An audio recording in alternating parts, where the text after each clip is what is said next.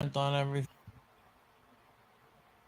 What is going on, everybody? Welcome to Collecting Profit, episode number 20 freaking 6. Holy smokes, man. Half a Can't year, believe man. it's half a year already. This is Half the a year. yep That's halfway mark. that's pretty freaking awesome and everything, So welcome, Sushi Boy. What is happening? How are you? Thanks for popping in. We are we're waiting on our guest. As soon as he gets here, we will go ahead and get him going and everything, But until then, we will do what we got to do. So, my gracious co-host Anthony, how are you, sir? Can't complain, man. It's been a busy week, but I'm off on Wednesdays, so it's always a day that I'm well rested and excited to connect with you guys and excuse me, just talk cards, talk eBay, talk business, talk all the all the things that our show's known for at this point. Yeah. Yep. Looking forward to it. Looking forward to it. Yeah, we are on StreamYard. That's what we're it's StreamYard, not Yard Stream there, Sushi Boy. I mean, but don't worry about it. We all have a little bit of issues. I did get a message. There has been a hiccup. So we'll see what is going on. I don't know if that means we may have to postpone, but we'll find out here in a little bit. So but anyway, on the plus side, it's a big week of hobby news, so it is a big week of nothing hobby else. We news, have a lot to man. talk about. Big week. A lot of stuff going on.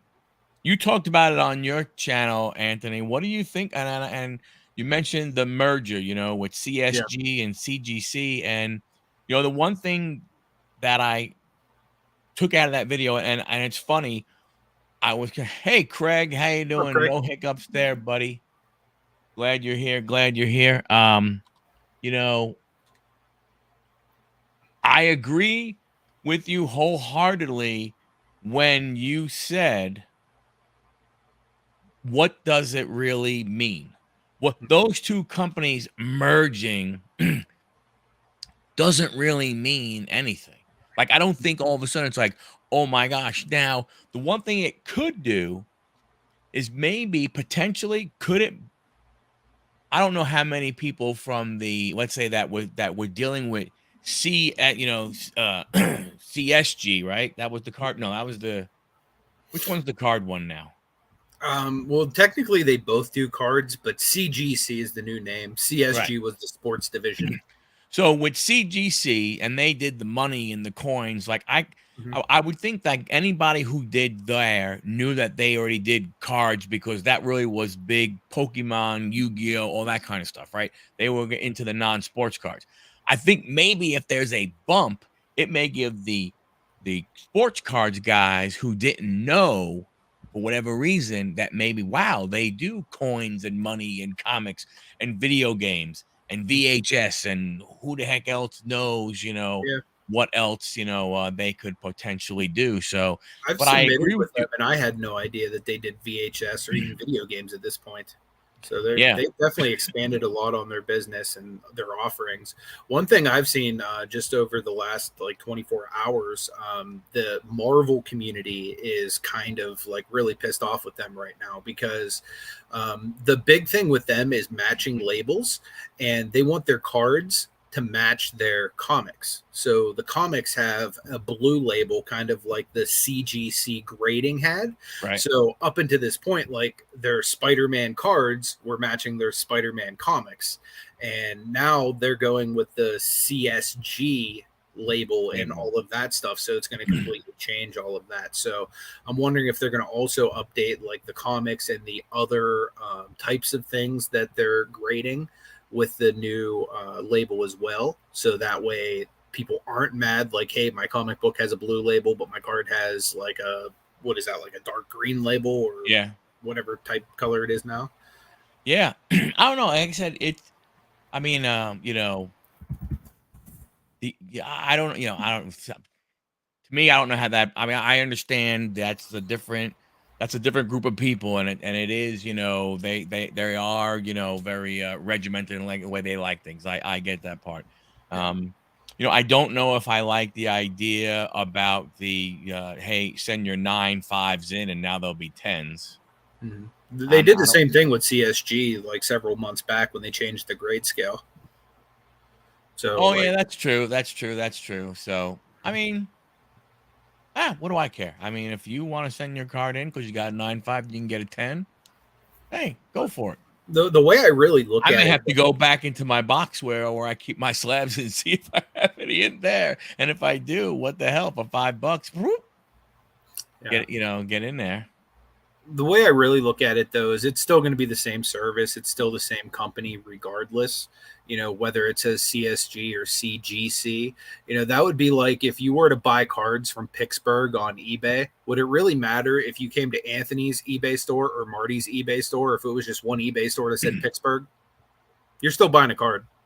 So it's basically the exact same service. It's just, rather than it coming from CSG or CGC, it's literally coming from, they're going to have one division now. So honestly, I wouldn't even be surprised if they're going to have like a lesser labor cost now because they're combining these two grading units into one.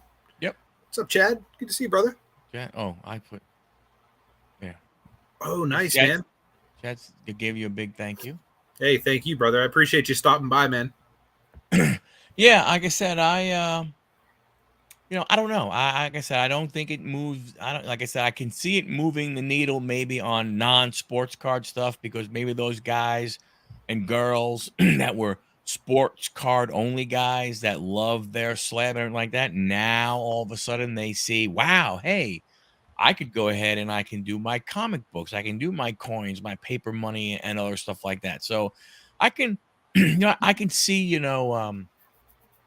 I can see that part, maybe ramping up for them, but I don't think it does anything for them in the sports cards. Like I don't all of a sudden know like I understand they move up as far as quantity goes, but we all know. I mean, there's two different slabbing reasons. You slab for PC and you slab, for money, right? And we all know that until somehow the playing field gets leveled, if you have a card and you want, if you have this, this Drew Jones and this Drew Jones is worth money, you're not gonna go to anybody other than PSA because I can get the most money for it. Now, it depends on how fast you want to get that money. You know what I'm saying? Like you may go SGC and you get it back in 10 days and you get it on the market and maybe you get $30 less for it. But if it's a hot card, you sell it while it's still up there before everybody who sends them in, they get them and then the price starts to go down. It's like with a new release, right?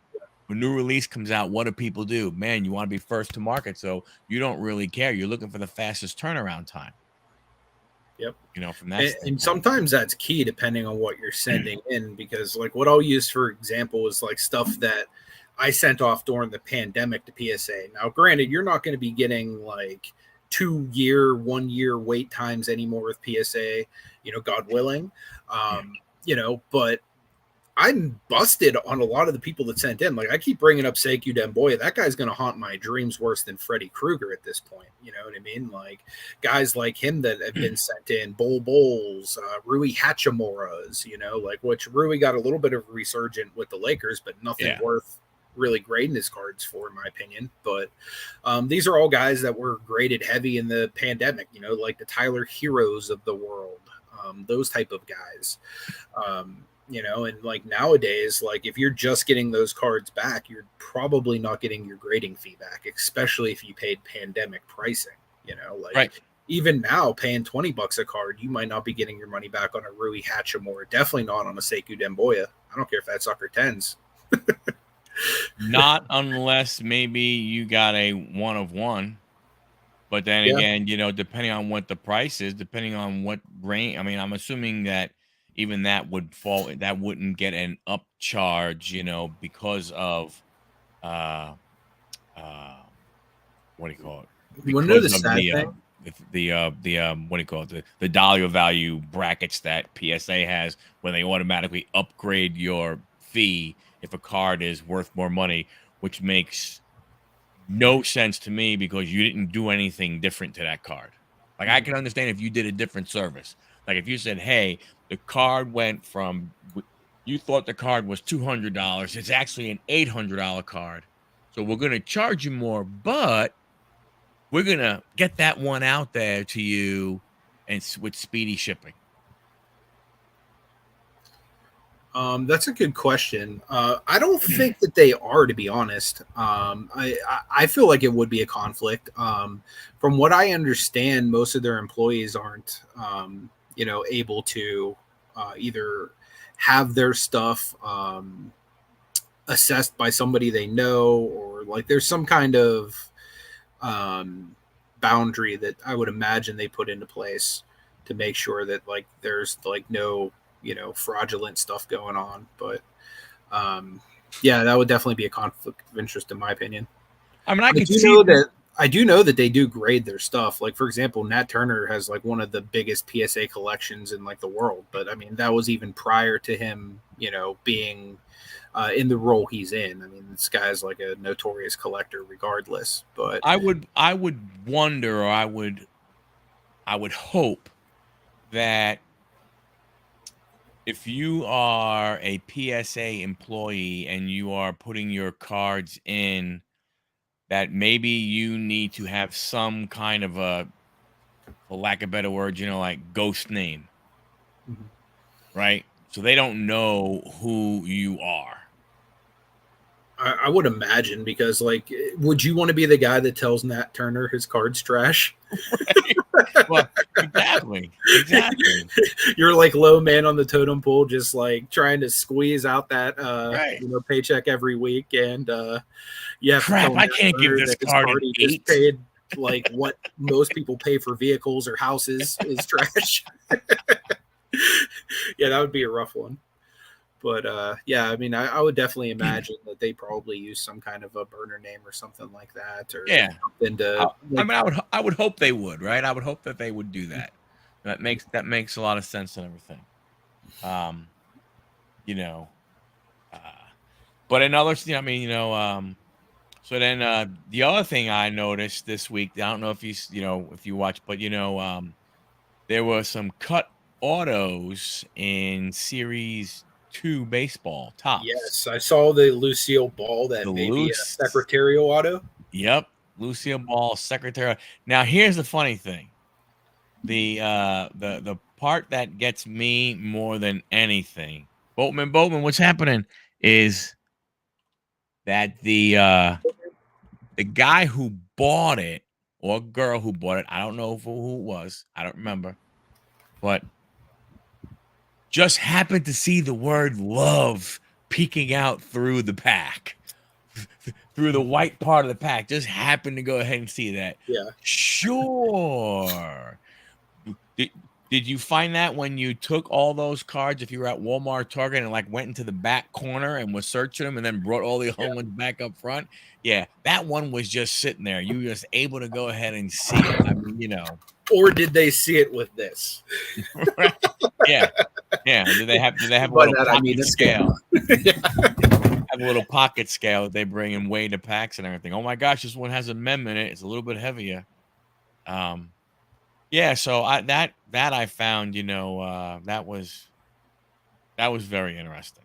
That was very interesting to hear. I don't want to say I was surprised, because I heard that a lot of back then, with the movie stars and stuff, that's what happened a lot of times. Yeah. Like, there are a lot of people who have Lucille Ball autographs that were secretary autographs.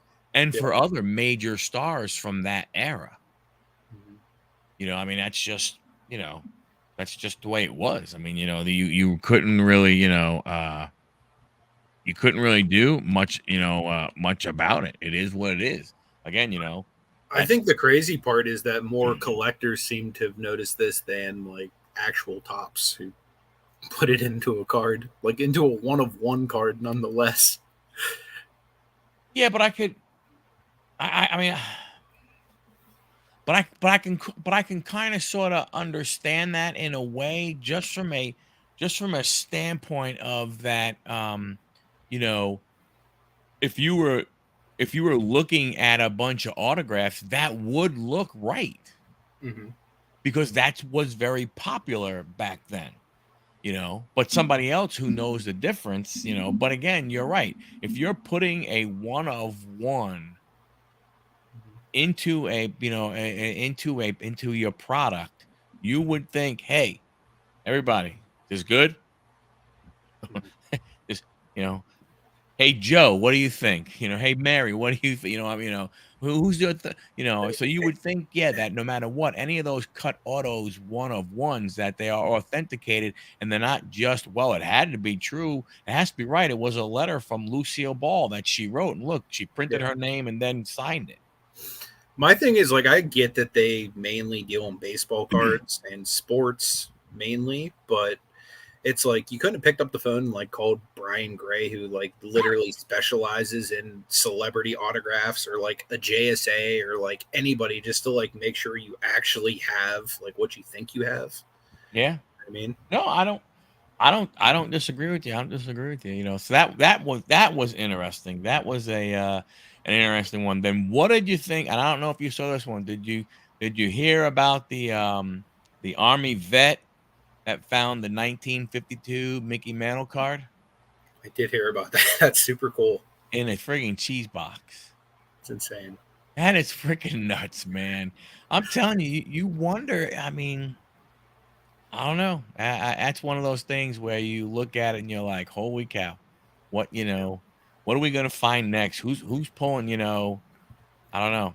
Who's gonna pull? The Michael Jordan, or who's gonna? Is somebody gonna find another T206 set out there that's gonna have the Wagner in it, that's gonna be worth ridiculous dollars. Hopefully, one of us do. Yeah. Not us. All Somebody right. watching. Yeah, if somebody watching is, I'm fine with that. I'm fine with that. Um, yeah, but it's, I don't know. It's kind of, there was some crazy things, in the news. Anything that you wanted to bring up special in the news? I mean, the big thing for me was the CSG CGC merger. I honestly think that this is going to be something you're going to start seeing a lot more with grading companies, because, like, from what we've seen right now, second, excuse me, second place with this merger, there's still like 10% of PSA.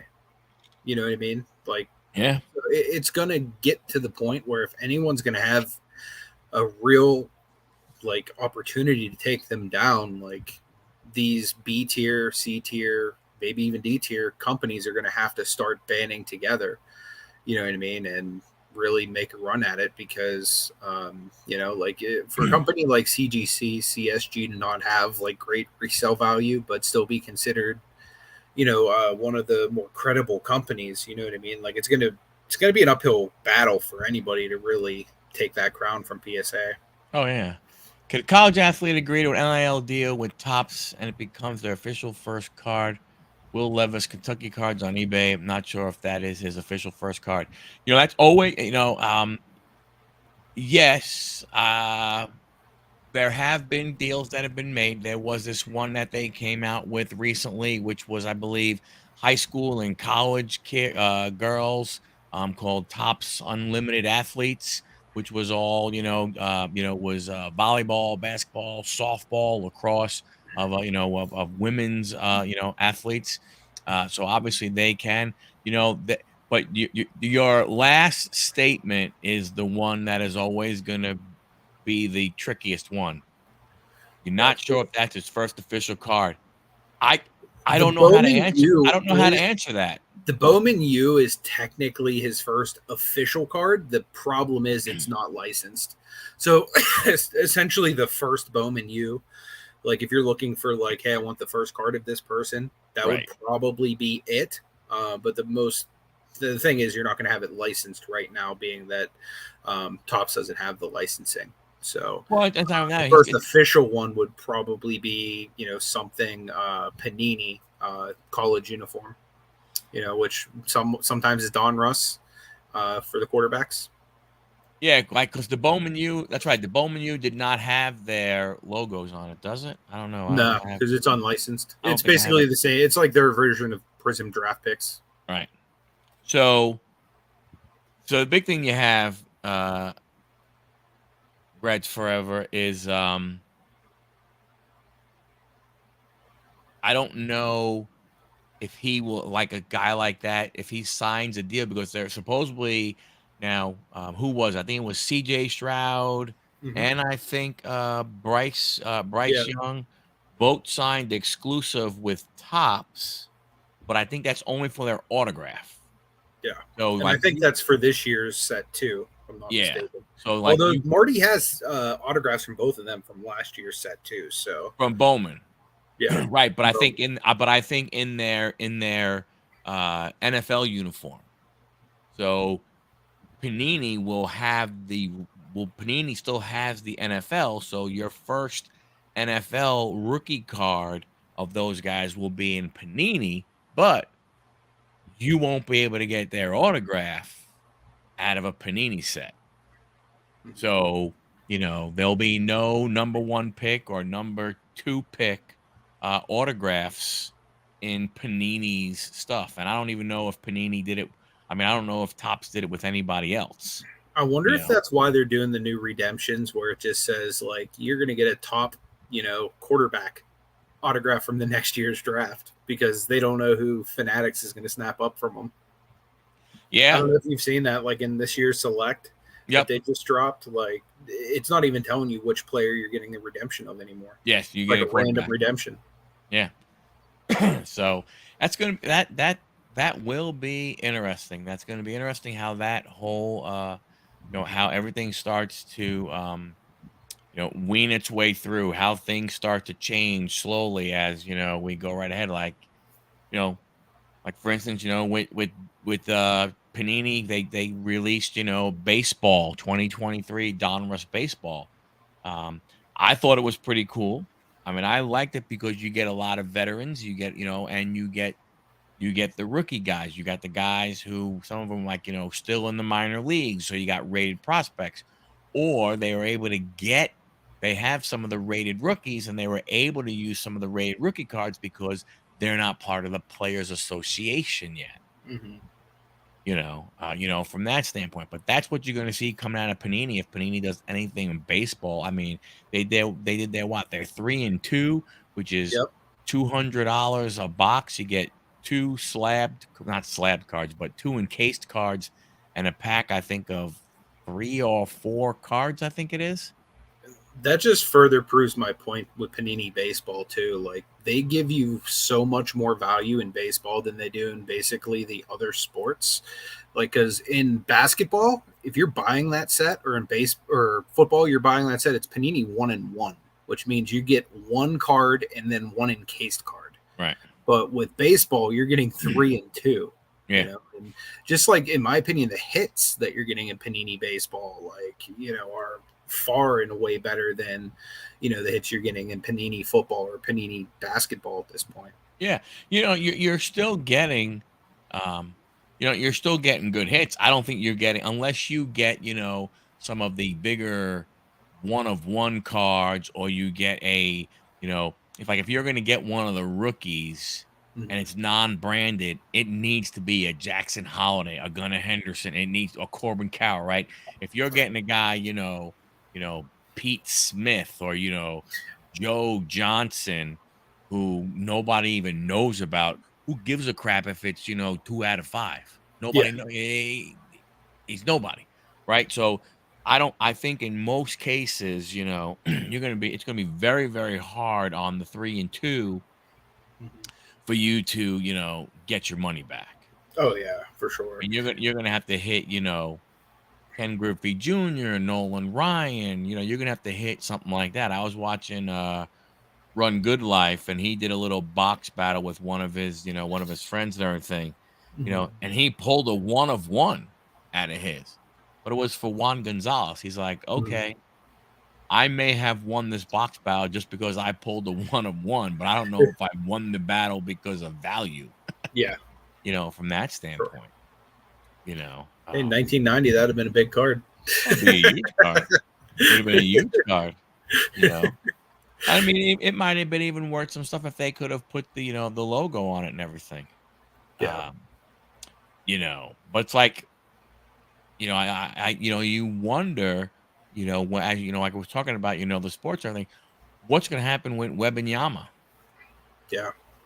You know, It's insane to look at his card prices already. Like if you look at his Sports Illustrated for kids, it's already more than LeBron's, and it's like he's never played a professional minute of basketball in his life, and you're already pricing him above what some people, not myself, consider to be the best basketball player of all time, which is insane. That'd be like saying, okay, we're going to start this guy off of like Jordan pricing. It's wild.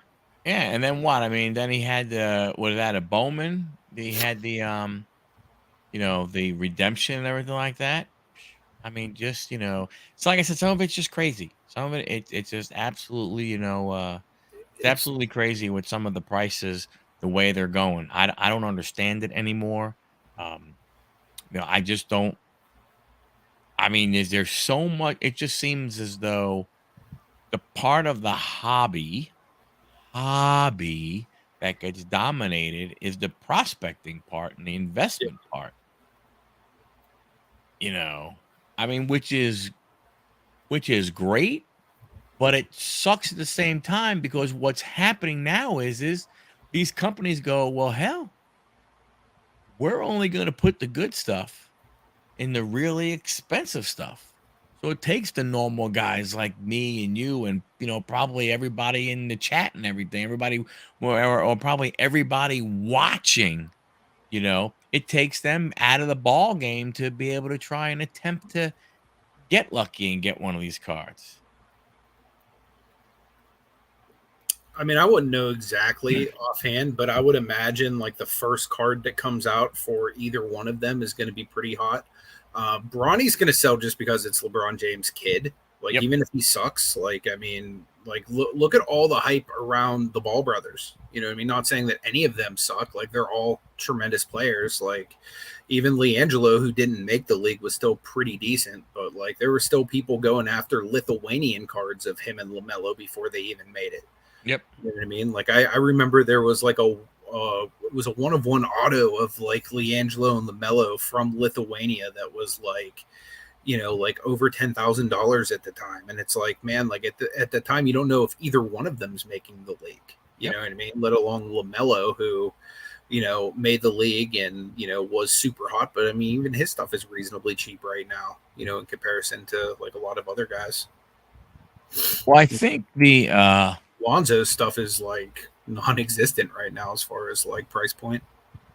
Yeah, the Caitlin Clark Inception cards, her autographs are going for stupid money. Stupid money.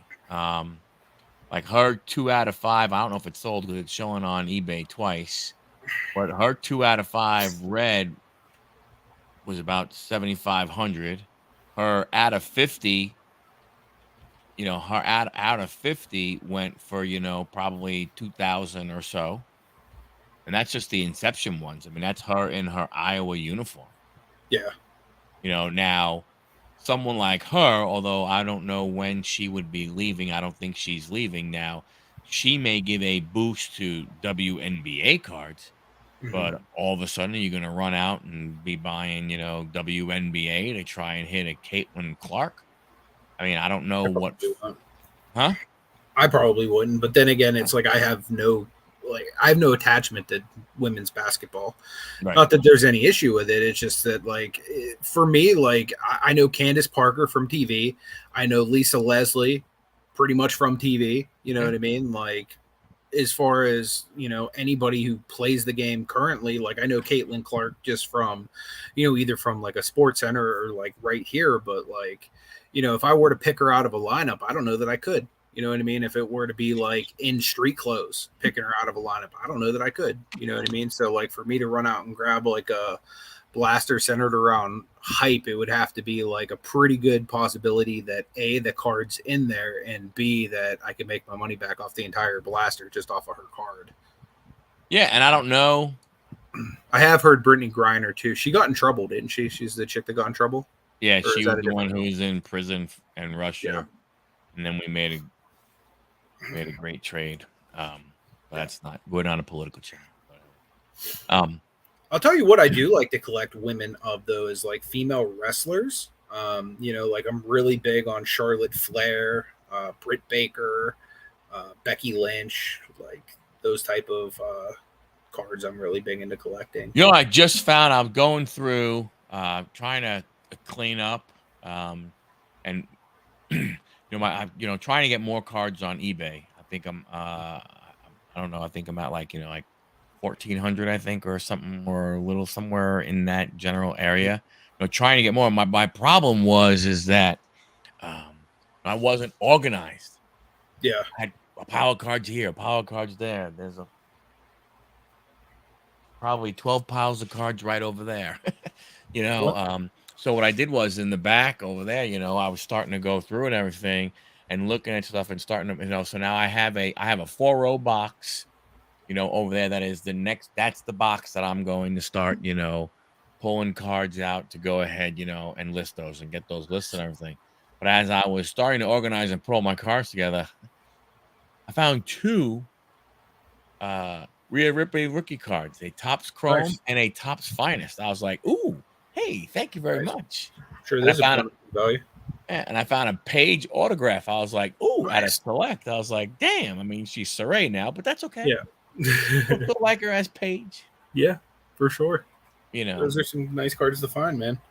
One thing I've always found, like when it comes time to list the cards that I'm working on, being organized on that front is pretty key too. Like as far as like getting as much done as possible. Like one thing I've done is like if I'm going to list, I'm going to sort it before I even start by sport, and then from there I'll sort it out by player and by set. So like say I have like a bunch of LeBrons, I'll just work through a stack of LeBrons, and then I'll move on to like Giannis or Luka or whoever I have, right?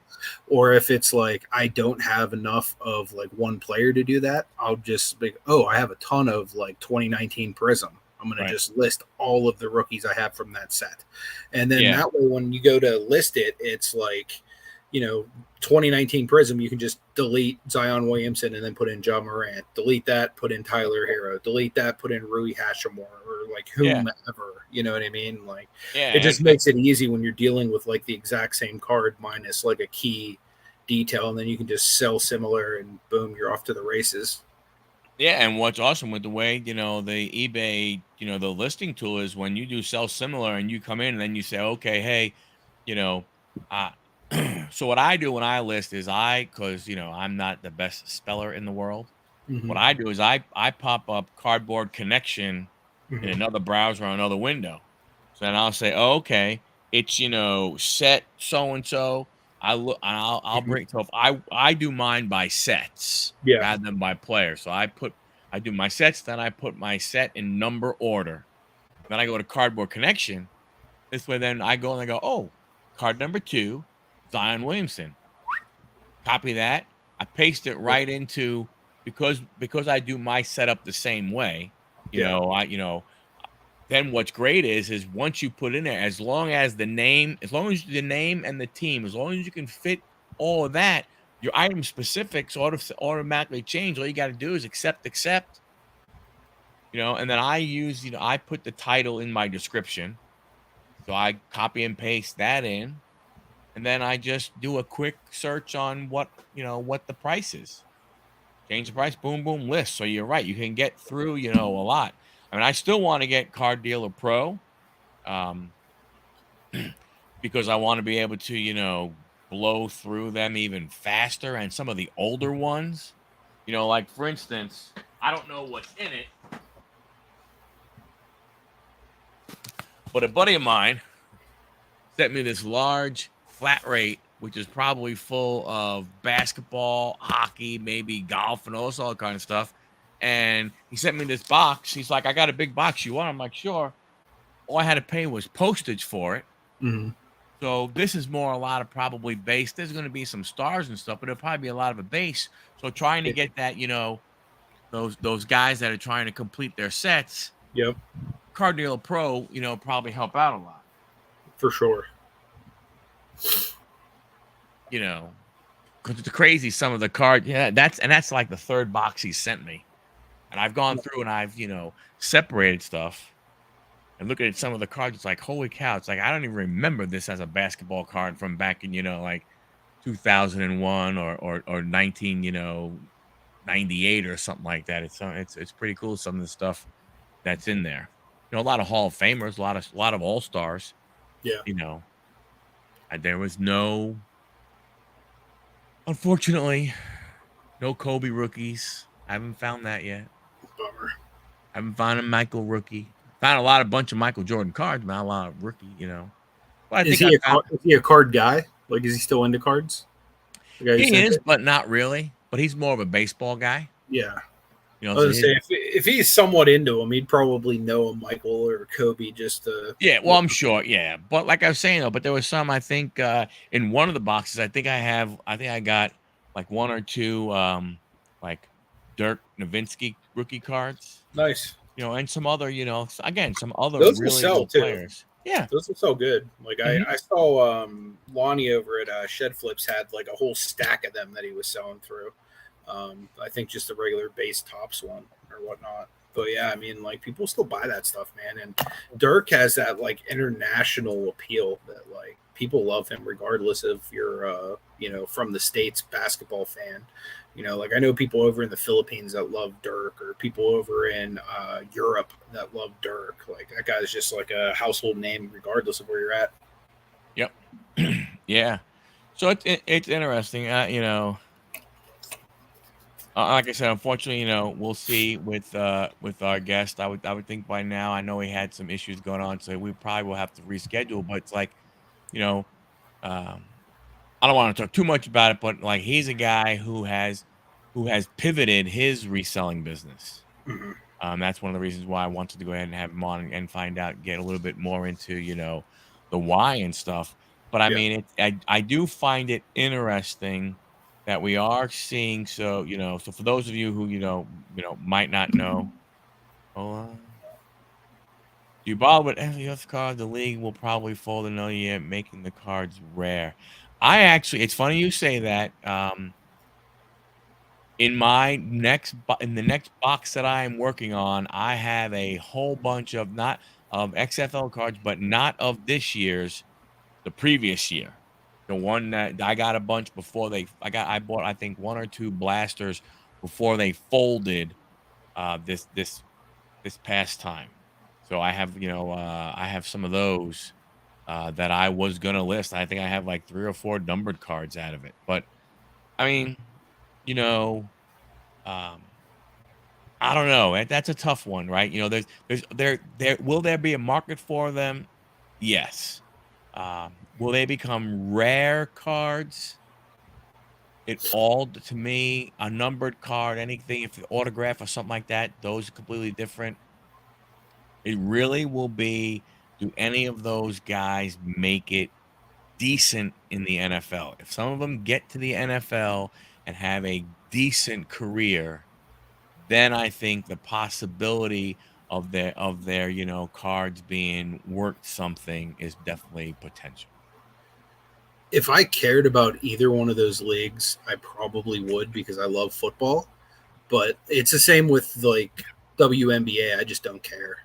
Like, Right. You know what I mean? So like it would be like, oh, it's cool to like hit a cool card out of it, but it would be like, okay, let's just list it to eBay. Like I have no attachment, whereas like if it is something that I do care about, like say like football where I can pull a Steeler, or basketball where I can get LeBron or some Cavs, or or even like wrestling where I can get some of my favorite wrestlers, or pop culture where I can get somebody I grew up really liking. You know what I mean? Like then that's like one thing, but like I normally come at it from more of like a collector standpoint, whereas like like I genuinely buy a card and I like want to hold on to it. Diamond Princess, what's up? Appreciate you being here. Yeah, hello, Diamond. But yeah, I mean it's difficult when you got to sell your cards, especially whenever you're trying to come at it from like a business standpoint too. You know what I mean? And for me, I build my collection by selling my collection at this point. So like there's specific cards I wanted, like one of my bucket list cards was a Walt Disney rookie card. So I took a bunch of cards that I really liked, you know, that were considered PC cards. And I was like, you know what? If I sell these specific cards, I could just buy the card I really, really want. Yeah. You know, and it's like if I were to go to a show and be like, hey, if I give you these like 10 cards for that Walt Disney, like I would do that all day long. So it's like for all that, why wouldn't I just take those 10 cards that I still really, really like and then just take the earnings from that and then go and buy the card that I really covet? So that's kind of been more like what I've been focused on lately. I'm trying to also do something because I'm a PC hoarder. Especially when it comes to my teams like Steelers and Cavs. I'm trying to only let myself keep one of my glass display cases for my graded PC. So that means like expensive cards. So like whatever, and I think only 36 cards fit in that case. So literally for my graded PC, all I can keep is 36 moving forward.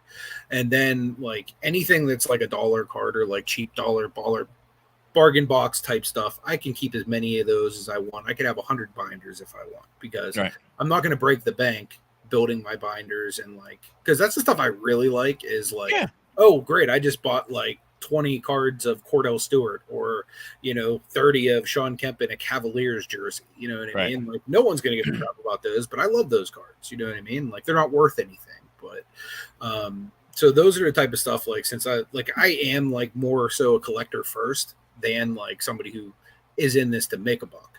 And, you know, you can tell that by the videos since I'm such a degenerate. But what I'm doing to kind of offset, since it is such an expensive hobby, is to, out of like the expensive, what people will consider investable or keep for a long time cards, I'm only letting myself keep what I can fit in a case because I'm going to hang it on my wall behind me, you know, and like be able to look at it and like enjoy the cards all the time, as opposed to keeping them in like I have a stack in the side of the room of like 4 big 2-row boxes of just slabs that I never look at.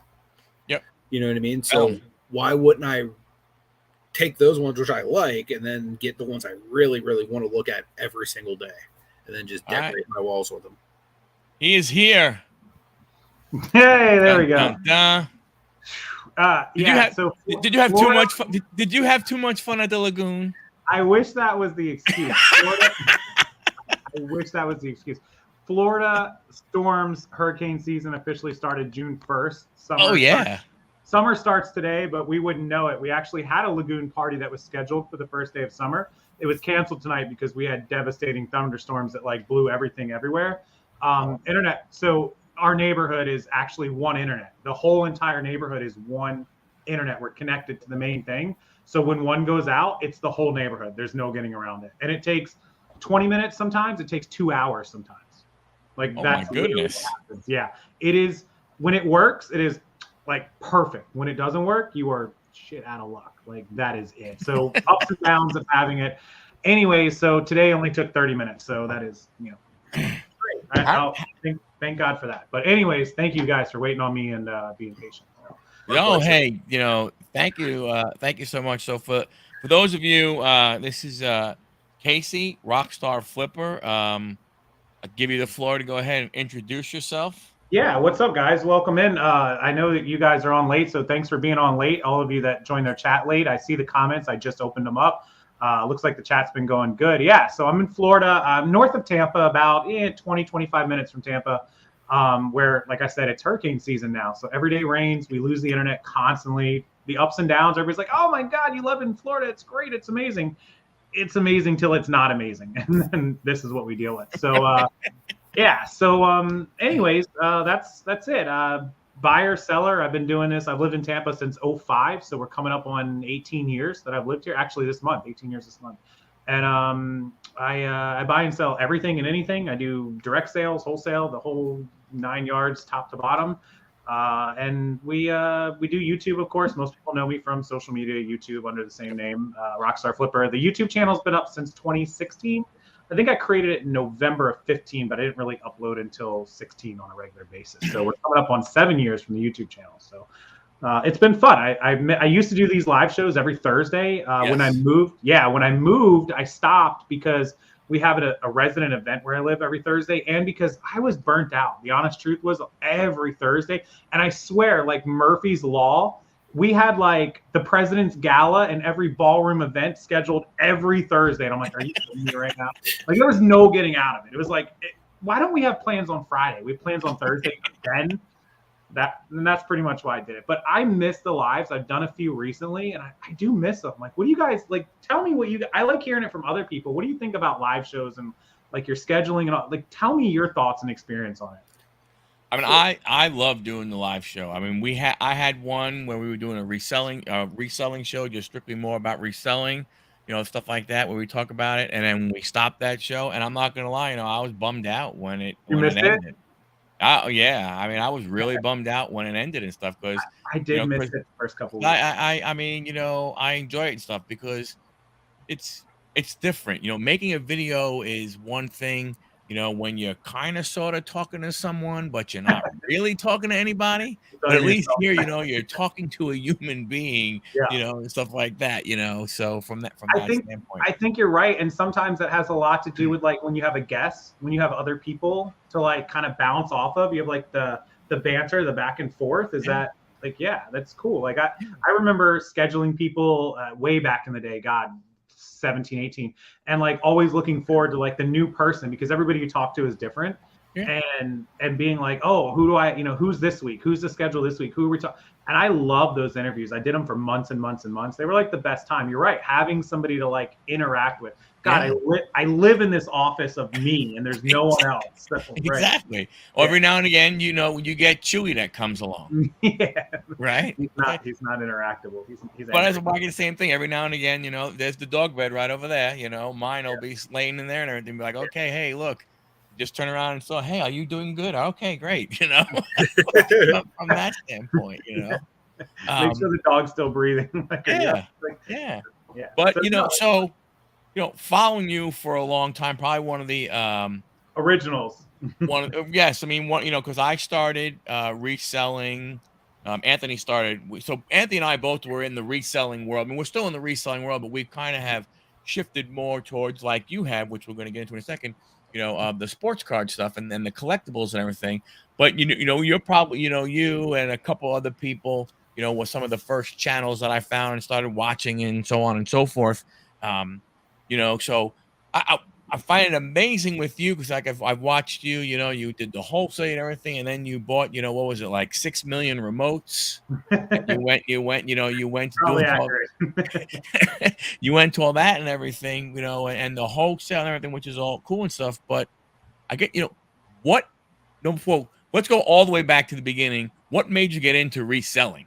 Yeah, when I moved to Florida in 15, I was 19 years old, turning 20. I was born in 85, so I was turning 20 years old. My parents retired here. My dad's military, Army Corps engineer, general contractor in Florida. You remember in 05 was the boom before the crash. Everybody was doing everything. So my dad had a ton of work. He was, only 45 years old, retired from the military, made a lot of money coming down here.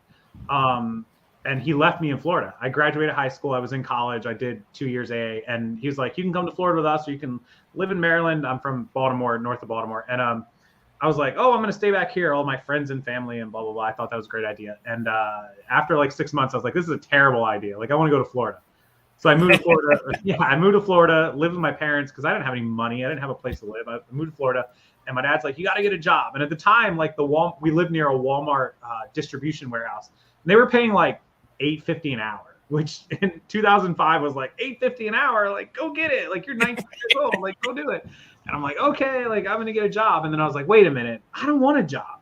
And I thought about like, oh, I'm going to work 8 hours in a day and I'm going to take home after taxes like $50. And I was like, that sucks. Like $50? Are you kidding me? And so I went on Craigslist, which I had already had a lot of experience on Craigslist, not just like personal buying, but I had done a couple little flips here and there. And I went on the Florida Craigslist in our area. I didn't have a car. I had to borrow my parents' car or ride a bike or whatever I could do. And I started making deals, and I would flip something for 40, 50 bucks in like 2 hours. And I'm like, there's no way I'm going to Walmart's 200-degree warehouse in Florida. Are you kidding me right now? Yeah. And, after a couple of weeks, my dad was all over me because he's military. He's like disciplined. Oh, yeah. Like, get a job. Blah, blah. And I was like, Dad, I made like $1,000 since last week. He's like, what? What are you talking about? I'm like, here's $1,000. And like 2 months later, I bought a car in cash. It was like $2,500 bucks. It was nothing big. Yeah. But, then he was like, wow, like, are you kidding me? And so then once I had the car, I could start driving to downtown to like the more populated areas that had more deals. Because Craigslist in my area, I was 45 minutes from the main city. So I'm like, oh, how do I get these deals? Then I had a car, and then it was like game on. I was finding deals that I could buy for like 20 bucks and sell for 120. And yeah, so I started hustling like every day. I wake up and just I had a Nextel beep beep phone, like legit. Then I got a Sidekick, and the Sidekick with the QWERTY keyboard that flipped out was like the game changer. And then I started just killing it. And within a year, I had an apartment. Like literally, I rented an apartment in like near Tampa. So then the deals, I didn't have to go an hour to get to them. They were like right around the corner. And then we just started growing from there and crushing it. So that's how I got started. Remember, there was no Macari or Facebook Marketplace or Facebook didn't come around until 2007, 2008. The marketplace, who knows when that came around. The Amazon existed, but it didn't have the third-party sales that we have now. There was no Instagram. There was no TikTok. There was none of this stuff existed. So we had like Craigslist in the beginning days of eBay with money orders. Yeah. Yeah. Old school. Old school. When I discovered eBay in 2007, which they were only 11 or 12 years old at that time, we were still doing money orders. So that's how I got started on eBay, and that helped me grow even more. And so that's how, we had to make do with what we had. We didn't have all this TikTok-y. I don't even think we had MySpace back then. Who knows? But so yeah, we did what we did on Craigslist, and we did what we did on the beginning days of eBay, and that got me to being able to make $4,000 or $5,000 a month, and having at the time, $1,000 apartment. It doesn't exist anymore, but I had a $1,000 apartment. I had a $350 car payment. I had all this stuff where like I had to hustle to make all the bills, but I was on my own. I was doing my thing, and I was like, I don't have to go to Walmart every day. I don't have to go to a job every day. And so I was like, as long as I do this, if I do this till the end of time, I won't be mad about it. At least I don't have to have a boss and answer to him. Yeah. But I want more. And so that's when I just kept as more, and I feel lucky because as we did this growing, every new platform came out. We kept having opportunities to get on new platforms. So that was timing and luck. They always say part of what you do is skill and hard work, but part of it is luck for sure. Yeah. So you're going through all this, and then all of a sudden one day you say, hey, I'm going to sell all of my clothing inventory and get into cards. Yeah. So how do you make that pivot? So little known fact, when I started on Craigslist and all that, one of my first purchases, and this goes back to my teenage years, I actually played on the Pro Tour for Magic the Gathering. I was really highly rated. In fact, you could probably look it up on DCS and stuff, on Wizards of the Coast. But they were just one of my loves of my life, teenage, 13, 14, 15, 16 years old. I knew the values. I was very good at collecting and flipping stuff. And so when I started Craigslist, I bought quite a few collections. I've always collected Magic the Gathering. I've always known the prices, and I've always kind of kept up on sports cards. I'm not like an expert by any means on sports cards. But Magic and Pokemon, I knew Pokemon pretty well way before the rage of Pokemon. But yeah, so when it came back around, clothes were the most abundant item. We can get clothes anywhere, right? And they're affordable and all that. And I sold clothes for a long, long time. I made a lot of money on clothes.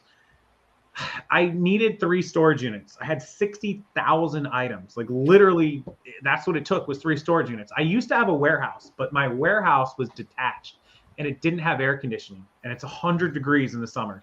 And I couldn't do it anymore. I'm like, this sucks.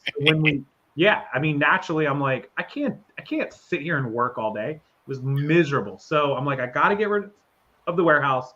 The warehouse was like over 2,000 square feet. But I'm like, if I get some storage units, I could probably, I had a deal. I was only paying $900 a month for that warehouse space. I knew it was going to be more for the storage units, but I was able, when we moved, I realized that driving to the office was an hour then. I'm like, I have to get storage units now. So I got them. We were paying almost $1,000 a month, but we had 3 storage units, and I'm like, okay, like we can store a lot here. 60,000 pieces is what you can store in 3 storage units of clothes, just in case anyone wants to know. Maybe a little more, but it was a daily trip every day. Storage unit, back and forth, back and forth, back and forth, back and forth. Pick up items, ship items, store items, get new inventory, list items, blah blah. It sucked, but we made a lot of money, and it was really hard for me to do because we were doing just off the storage units. We were doing almost 10,000 a month in sales. Was your storage units just your picking where you kept your inventory, or did you actually do photographing and stuff like that there? No. It was literally 2 of the 3 were storage for everything that was listed in the bins, like bin 0 through 50, 50 through 100, 100 through 150. So all those were stored in 2. And the 3rd unit was all the unlisted inventory. So basically what we would do in the morning is drive to the units, which is about 5 or 6 miles from my house, pick up the items that sold from those units, and then go to the 3rd unit. They were all side by side, thank God. And then grab stuff to work on from the 3rd unit, bring it back to the house, work on that all day. Next morning, go there to pick up the shipped items and drop off the stuff that we listed and put it in the bins. That was pretty much the routine for the last year and a half. I don't even know how long we did it, a year and a half with this items. And it was great money. It was really good money, like great. I could store, I could buy anything I wanted. But it was wearing on me. It was burning me out. The drive, the storage units were, like I said, I think I was paying $980 a month for all 3 of them. They're really expensive in Florida, really, really expensive. Yeah. 25 by 10, temperature controlled inside. They get a premium for that. So you're talking about 750 square feet. They were charging me $1.50 a foot, essentially, is what you're paying. It was just a lot. The overhead's $1,000, the back and forth, even the wholesale boxes, which were good. I'm paying for boxes, I'm paying for shipping, I'm paying for all this stuff, charging people, but the profits were there, but my mental capacity was not there anymore. And so I said, what can I buy that I can store in the garage? But if I store in the garage, I can't just have like 1,000 items because you can't really scale on 1,000 items. I need something I can store tens of thousands of items. Right. In my garage, the clothing, after it overwhelmed me, was about 2,500 pieces. That's when we got the storage unit. So I was like, I can only store 2,500 pieces of clothes. What can I do 50,000 pieces of? And I went back to my old Magic the Gathering roots, and I was like, I love it. But then I realized I spent months. I couldn't get that many collections. They're just not out there as much. And a lot of people knew the price. And I was like, man, this sucks. Like, people were asking $13,000 for a $14,000 collection. I'm like, right. This sucks. There's no money. So I'm like, I know a little bit about sports cards. They're small, they're good. Let's see what we can do. And I started putting feelers out to all the people that have sold to me. And the results, like the people messaging me lots, was bonkers. I'm like, I probably had emails for like 50 million sports cards in a week. It was crazy. Awesome. This guy's got 10,000. This guy's got 40,000. This guy's got 100,000. I'm like, wow, like crazy. And we found one that was the deal. It was an estate sale. It was 400,000 cards, 70s, 80s, 90s. We all know 90s and 2000s is wax era, but there was a lot of 70s and 80s. Brought them in. Honestly, overwhelmed by the amount, but I realized that one pallet held 400,000. And even in my garage with 2 cars and a golf cart, I can hold like 3 or 4 pallets. Right. I'm like, I can hold 1 million pieces of inventory in this garage on the shelf. Yep. So that's what we did. And the other thing that I've always been very knowledgeable on is postcards. I own 3,500 postcards that were shipped out of Nazi Germany from the war, mid-30s, late 30s. Oh, wow. I bought them when I first moved here for $400. And they have sat in every house I've owned, and I've never touched them, never even opened them. We started cracking them open this week. Kate's listed a couple hundred of them from America and a few from Germany, but we have a bunch from Poland, France, Britain. I don't even know what they're worth. I'm going to do the work on them. I'm in Phoenix next week, but the week after, I think. There's got to be thousands of dollars worth of postcards. I had no idea. I have a very good friend, Popeye's Postcards, who he sells. Guy's got, 30,000 postcards active. And he saw the pictures of what I had and was like, whoa, yeah, like that's crazy stuff. So that's another part of it. I guess people call it ephemeria, but I like sports cards, trading cards, magic cards. It's just really cool. And I get to stay at the house and work and use my scanner and not have to drive back and forth. Yeah. Sign me up like all day. Well, Anthony, you were on the Pokemon tour, weren't you? Yeah, I used to play like the competitive TCG a little bit. Nice. Yeah, and I used to actually technically be a professor, but it was through my church, so like theoretically it was so we could have Pokemon League at the church. It wasn't because it was actually like anything to write home about. It was just like you had to be one to run a league there. Yeah. So no, I don't even know. I can't remember how I got started on Magic. Friends maybe, but I was in love with it, playing it, collecting them, flipping them. It was always my thing. Like to this day, I wish if I had the time, if I wasn't like a grown adulting adult, that I could sit down and just play Magic tournaments. Absolutely. Yeah. That would be great. So you're using a scanner with your cards? Yeah, And your Canon postcards? R40. Yeah, Canon R40 for both. You can expand it from the small size cards to the bigger size postcards. It goes as big up into the people that have like those promotional poster things. Oh, it's a big scanner. It's good size. Yeah, I think I paid like $295 for it, brand new. But it's worth it. Canon R40. You can Google it, and it's fantastic. It can run in the sports cards. You can put like maybe 20, 25 at a time through it. Postcards maybe like 10 or 15. But you can literally it takes front and back. It's double sided, and you can change the DPI from 200 to 400 to 800. So it's really good quality. It catches the edges. I would do it for any cards less than like $20 or $30. If you have expensive cards, I would probably handle those manually and not run them through the system. But most of the stuff that I have is like $5, $10, $15. So it is what it is. But you can run hundreds of those an hour. You can literally just pump them through there and get all your photos. If you have a template, you can list a ton. Right now, my fiance is listing probably 100 a day. That's awesome. Yeah, with two people, that's a good amount of cards and everything. Yeah, you can bust them out fast, and like I said, just create a template and go to town. Like bam, bam, bam, bam, bam. Yep. So the collection that you got, of the 400,000, was it all sports? Was it kind of geared towards anything one in particular? No, it seems to be evenly split. MLB, NBA, NHL, and NFL. There's all four. I think there's probably less hockey than anything. I think there's a majority football and baseball, a decent amount of basketball, but majority probably football, baseball. So like there's quite a few duplicates where I'll find 2 of something, 3 of something, 2 of something, 3 of something. A lot of like mid 80s, late 80s, early 90s. So like I'm finding a lot of like Steve Young, like 92, 93, 94, Reggie White, 89, 90, whatever his rookie years are. Derek Thomas, Kansas City Chiefs. He's, passed away now. Just all that sort of stuff, like their early years, like, they all were drafted 87, 88, 89, 90, whatever. A lot of that type of stuff. In baseball, I'm finding a lot of stuff like, early Montreal Expos with Ramirez. I'm finding a lot of stuff like Greg Maddux, early 90s Braves. And then you'll find 20 or 30 that are just players you don't know. Like I found very, very early, what was Chipper Jones, like 94, 93, 94. Yeah. And it's wax error, but they're still like $5 cards, $6 cards. Yeah. So, and the cost of goods was a third of a penny, technically. Yeah. Yeah. And even if I get rid of 60% of them, I'm at a penny each. Right. Yeah.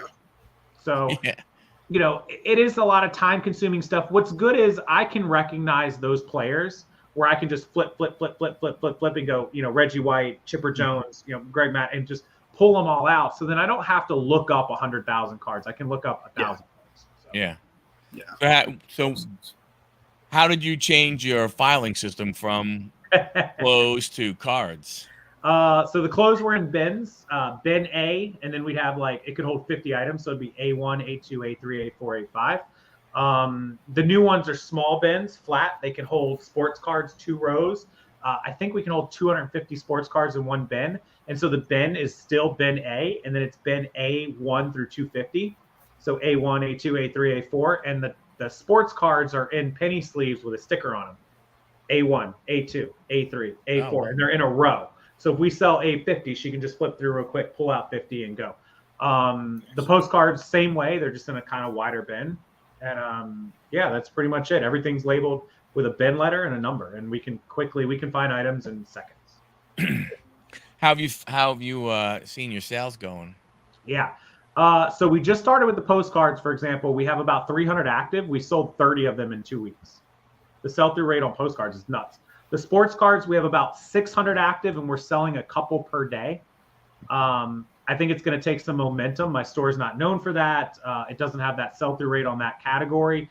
I do know for a fact when you change up categories, eBay can definitely track the categories you're selling. If your whole store is clothing and all of a sudden tomorrow it's all toys or all sports cards, it's going to kind of take it a minute to get that algorithm switched on for it to know that that's what you're doing now. So yeah, I mean, generally speaking on clothes, we would sell 1 item per 100 a day. So if I had 1,000 items, I'd sell, 9 or 10 a day. I don't know the sports card sell-through rate accurately yet, but I imagine we'll find out in the next few months. We've only been doing it for a month, consistently. So yeah. How do you think? Do you think this is going to affect your YouTube channel in any way? Good question. I have a lot of viewers that sell clothing. They sell shoes. They sell accessories. So, I don't. Perhaps that'll be the next video I make. Like, what do people think of watching content that doesn't necessarily coincide with the material that they sell? So I would imagine that a lot of clothing sellers probably watch a lot of clothing YouTubers or social media people because they feel connected to them. Like, oh yeah, I bought that pair of American Eagle jeans yesterday or whatever. If they don't have any knowledge or care about sports cards or postcards or what have you, that might discourage them. That's a solid point. Yeah, but overall, from watching you, your channel is not just it's more broad reselling skills than it is specific. Hey, you need to go get Levi's this number, these sell like crazy, or this Robert Graham shirt, or you always add that stuff in, but your primary focus is how to get people to resell. And I would think that really the item really doesn't matter as you start to get those skills. Yeah, I would say that you hit the nail on the head. Like, a lot of the videos I try to do are generalized, like how to do accounting, how to do shipping, how to do, how to not screw stuff up, like 101. You're right. And I hope that a lot of people watch for the general knowledge. We cover reselling news stories, like businesses, stores going out of business, companies filing lawsuits against Amazon, or I try to cover all that stuff so it gives everybody sort of an angle to watch me. That wasn't on purpose, to be honest with you. I just sort of covered that stuff because I thought it was cool. And then I realized, like, oh, people might watch this because they're not interested in American Eagle jeans, but they are interested in what's going on in the world around us and business and stuff. So, yeah, you're right. The general knowledge, I hope, keeps the audience in. There may be a few people that don't care so much, but whether we're selling clothes or whether we're selling sports cards or remote controls, they're all widgets to me. I learned this lesson from a really smart guy a long time ago. It doesn't matter if you're selling remotes or clothes or sports cards or signed helmets. They're all just a widget that gets you money. Like, you're buying an item and you're selling it for X. And there's people that make money on lollipops. I got a friend that used to work for a lollipop company. I talked to him yesterday for an hour. They make 1 million lollipops a day. Holy crap. They make like 3 cents a lollipop. But they make their money. The owner's like a multi-millionaire. And I'm like, this guy makes a living on selling dum-dums all day. Like, are you kidding me right now? There's people who probably are in businesses that sell stuff that never even knew that they would be selling who knows what, right? Like, they sell cables or sports cards or signs or whatever. They didn't think they were going to do that. They thought they were going to be an astronaut when they were a kid, but now they're selling dum-dums for a living and making millions of dollars doing it. So I think that most people understand, like, I don't care what I sell as long as I can make money on it. Like, for sure. Yeah. Well, of course. I mean, at the end of the day, that's really what the bottom line is. I mean, you have to go with, you have to like what you're doing, but then, again, it's the mindset of the same thing. Anthony and I, we were just talking about that, before. It's like, there, you have the cards or so-and-so that you like and everything else becomes just a mechanism for you to get the stuff that you want. Yep. No, for sure. And I never thought I would sell remote controls or any of this stuff. Like, it was just something that presented itself. You have to look for the opportunity and jump on it. Do you find the collectibles to be more enjoyable than like just your run of the mill, like, hey, I'm going to do T-shirts today or remote controls or XYZ? I probably shouldn't say this, but absolutely. No, I don't hate clothing. There's some people that genuinely hate clothing. I don't hate it.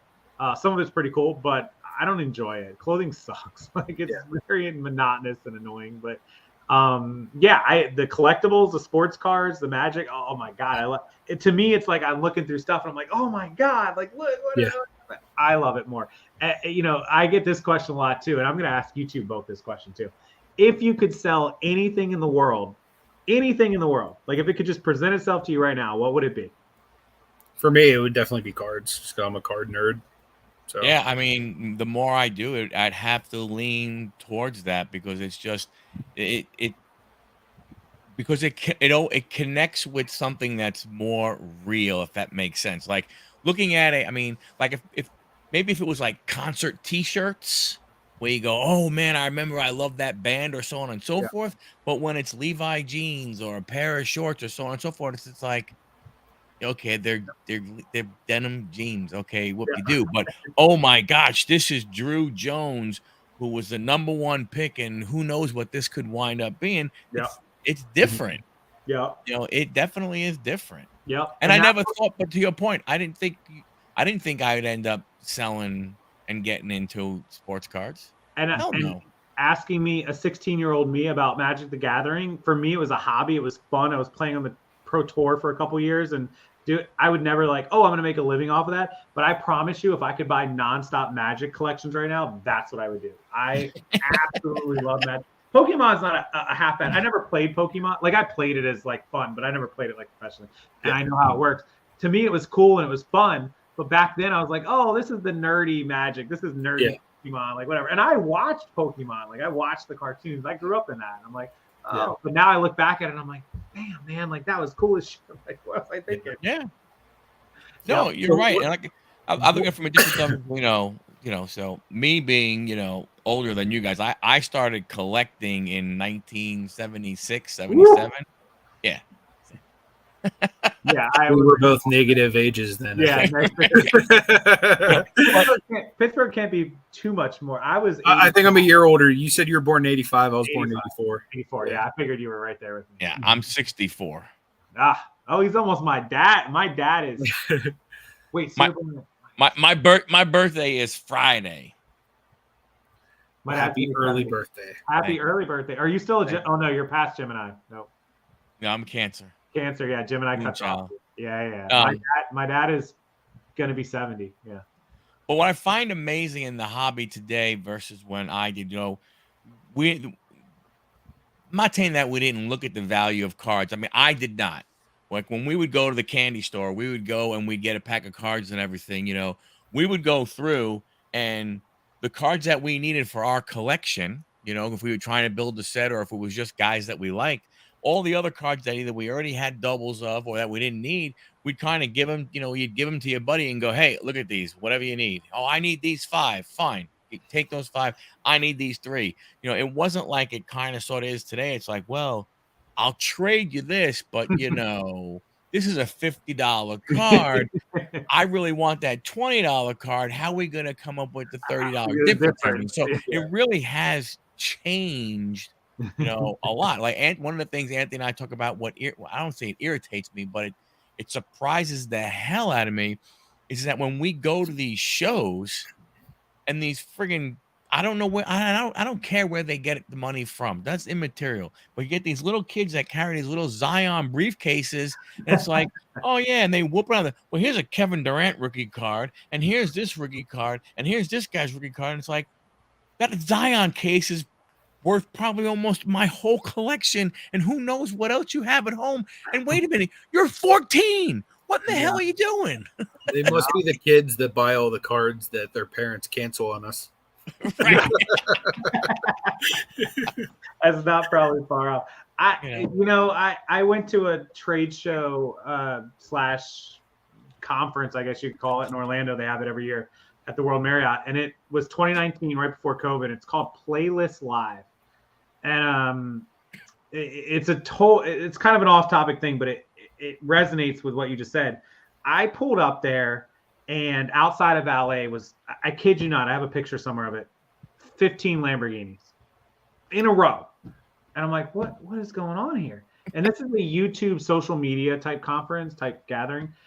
And I pull up, and every one of these Lamborghini doors flip open, like one after another.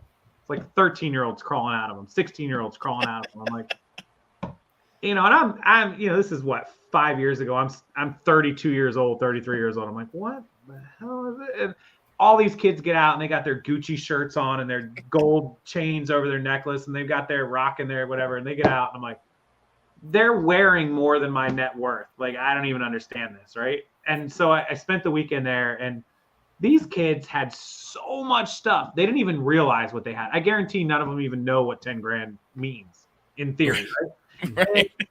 Yeah, and I go there, and some of these kids, a couple of them they weren't resellers, but they were those kids that make the videos on trending topics ish. And they would make like, I bought an Amazon pallet for $5 or whatever. And they had all this stuff. And a couple of the kids there were kids that were hooked on the Pokemon before Pokemon was big in COVID. And because, Logan Paul or Jake Paul or whatever they had seen wear. And there was a kid wearing a necklace with a Pokemon card on it. I can't tell you what it was. It wasn't Charizard, but it was something else. And he's just like parading around in his Gucci shades and his Gucci sideways hat and all this stuff. And I'm like, this kid, like, I'm going to go take him out to the pool in a minute. Like, seriously. and I see that, and I'm like, see what? If you can swim. Yeah, see if you can swim. Yeah. And I just remember that it's etched in my brain where, like, I see all this. I'm like, man, these kids didn't live back in the 80s or 90s where it was different. Like you just said, I can remember my early days of Magic the Gathering, even like the late 90s. And nobody acted like that. We're like, oh, there's a $30 difference. What are we going to do with that? No, it was like, oh, hey, you've got that. I've got that. Let's go. Yeah.